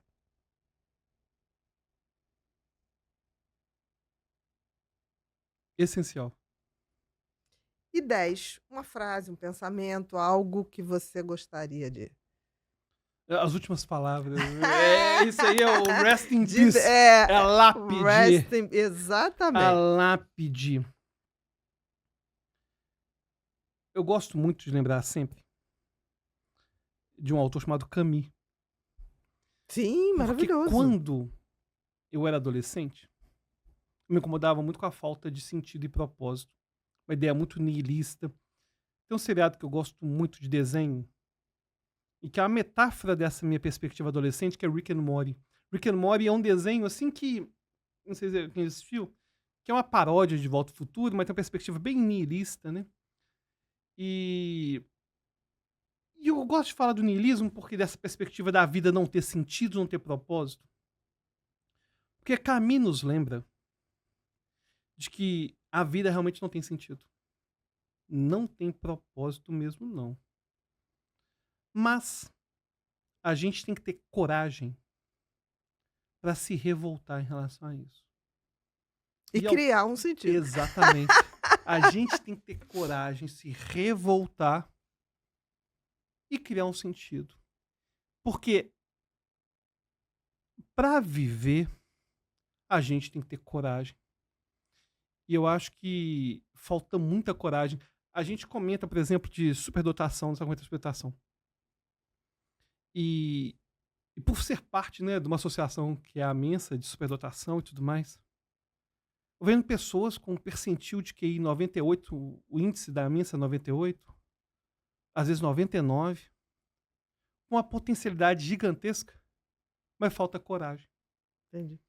E a coragem, ela é democrática, ela não depende do QI, não depende da criatividade. E se você não tiver coragem para transformar a sua vida em algo com sentido, não vai ter muito o Não que fazer, adianta, não. Não né? adianta muito, não. Se jogar no abismo. É, Coragem de exatamente. olhar o abismo. É o que chama de leap of faith. Exatamente. Seria realmente esse se julgar. E eu queria agradecer demais a oportunidade de Que estar aqui isso, hoje. meu querido. Queria te Eu que agradecer agradeço. demais as duas mãos. Muito obrigado, foi um prazer. Espero que a prazer gente tenha todo meu. outros encontros, porque foi muito, muito bom. Ah, que bom que você gostou, adorei. Eu adorei. Agora temos um presentinho aqui. Tá autografado? Claro que sim. Ah! Você acha que eu faria essa maldade, essa falta de gentileza? Esse foi um livro que eu escrevi na pandemia, durante a pandemia, e esse foi o lançamento. Onde que eu mostro? Posso mostrar aqui? Não felicidade, precisa, vamos- não Pô, precisa. os tempos de televisão, os tempos de É. Rede Globo, os tempos de Rede Globo, né, minha querida? Eu sou dos tempos de Rede Globo. Sim, Com felicidade. felicidade, E ciência foi parte pra... do seu processo, né, de ao Foi. escrever, Me naquele senti- momento. No momento do caos, eu descobri que mesmo no meio do caos, eu estava feliz. Estava triste em relação às pessoas. E Um Tempo para Mim é um livro que foi lançado no final do ano passado. E eu acordo sempre umas 6h30, entre 6h30 Nossa, que legal. e 7h15, eu sempre fico nos meus pensamentos. E nessa hora me vem muitas frases assim. Eu não sei se é uma conexão com alguma coisa, mas me vem frases prontas. E aí eu resolvi botar. Eu descobri que eu tinha 400 e algumas coisas. Eu falei, não, vou pegar 365 e vou botar. E foi bem bacana, assim, porque é uma proposta de ler uma frase por dia, qualquer me lembra dia, muito qualquer ordem. essa necessidade de a gente pegar um tempinho, né? Que é uma frase, né? E aí ali tem o que te despertou o sentimento. Que às vezes você não vai nem escrever, mas você vai memorizar. É bom. Até eu faço. Tem vezes que eu olho assim, eu falei, gente, eu pensei nessa frase? Não, e vai surgindo um pensamento incubado em relação a essa frase. Aí seu cérebro Exatamente. vai E às lá. vezes eu penso que eu falei, gente, eu pensei isso na época, mas hoje eu tô pensando diferente. Pois é. Então, assim, até o tempo para mim me serve mesmo. E a gente tem aqui, então acabou ainda. Olha, olha. O chá já foi um presente, Já, né? o chá foi o melhor presente. Exatamente. Aqui a gente tem uma eco bag do Pipinho com o nosso lema: faça, aconteça e inspire. Ah, fantástico. Porque quem não serve para inspirar não está servindo para viver, né? Inclusive, eu tava comentando esses dias Um caderno sobre. para você professores. praticar a sua escrita. Com certeza, meu Tá. próximo livro vai ser escrito aqui, hein? Vai ser, com certeza. Ou É, então as ideias, né? Eu gostei muito desse lema, porque eu estava conversando com minha mulher sobre os professores que eu quero para meus filhos. Eu não me importo dos professores serem os mais inteligentes, terem os Também maiores não, conhecimentos. mas que Eu só possam quero inspirar. que eles possam inspirar. Mas com certeza. Porque se eles puderem inspirar meus filhos de que o mundo vale a pena, que conhecer vale a O pena, estudar professor vale a que pena. mais me inspirou era de matemática, a matéria que eu menos gosto. Mas Pois ele é, me inspirou pois é. tanto. Pois isso é essencial. Exatamente. E aqui uma canequinha Pra pra você tomar um café, um Vou chá tomar, com e certeza. lembrar da gente. Com certeza. Tá bom? Eu tenho bastante gatilhos de memórias afetivas de hoje. Não é não? E agora certeza. eu queria que você olhasse para aquela câmera, não precisa olhar para mim, leva o microfonezinho. Ó, que chique. Pode deixar tudo aqui que as crianças vão ajeitar para que você, que o pessoal aqui é educado, faz teste de que ótimo. educação para começar aqui. E pode dar todos os seus recados ali. Olá, eu sou Alberto Delísola. Se você quiser conhecer mais meu trabalho, pode ir lá no meu Instagram, Alberto Delísola, Del Isola. E se você quiser conhecer o meu podcast, inclusive, a doutora Ana já está convidada, eu e minha esposa, Valéria Delísola, a gente tem um podcast chamado Delísola Cast. Delísola Cast. Delísola Cast, em Uhum. que a gente fala sobre assuntos do cotidiano e fala sobre ciência, filosofia. E espero que a doutora Ana possa Se Deus participar quiser, eu em passo breve. em BH. Eu sempre faço palestra em BH no segundo semestre. BH não gosta de mim no primeiro. Não, mas vai estar de portas abertas no segundo semestre. Com E se você quiser saber mais sobre como a mente funciona, se você quiser entender mais, me segue. E se quiser também sessões de hipnoterapia, é só ir no meu Instagram, pode fazer o agendamento e a gente se vê lá. E cursos de memória? Cursos de memorização, de hipnose. De Tá vendo? A aprendizado. Ana tem que me dar as dicas aqui de Tá jabá, vendo? porque Não, eu tô porque eu fraco tô no jabá. aprendendo aqui com você, por É, isso a que eu tô gente, falando. formações de hipnose, de Aprendizagem, aprendizagem, memorização. hipnoterapia, memorização, concentração, pode mandar mensagem. O pessoal que faz concurso, É, né? pessoal que faz concurso, Os pode. concurseiros. Pois é, concurseiro tem muita necessidade de aprender essas Com informações. certeza. E a gente está ajudando todo mundo. E valeu demais aí pela Muito participação. obrigada. E valeu você estar nos seguindo e participando aí nas minhas redes sociais. Perfeito. Queridos, nós estamos finalizando mais um episódio do Pod Pipo e hoje foi com esse cara maravilhoso, Alberto De Lisola. Perfeito. Perfeito, De Lisola. Tá aparecendo aqui embaixo o Instagram dele. Se você não segue, sugiro que você siga, que você se informe, porque é muito conhecimento bom e você pode aproveitar do seu jeito, tirar dúvidas e também seguir entendendo que só o conhecimento e a informação correta podem fazer a gente realmente um ser humano empoderado. Se você não é inscrito no canal, se inscreve, aciona o sininho para receber todas as novidades e compartilhe essa entrevista com quem você acha que vai gostar ou então precisa para ser um ser humano melhor. Muito obrigada e até o próximo Pod People.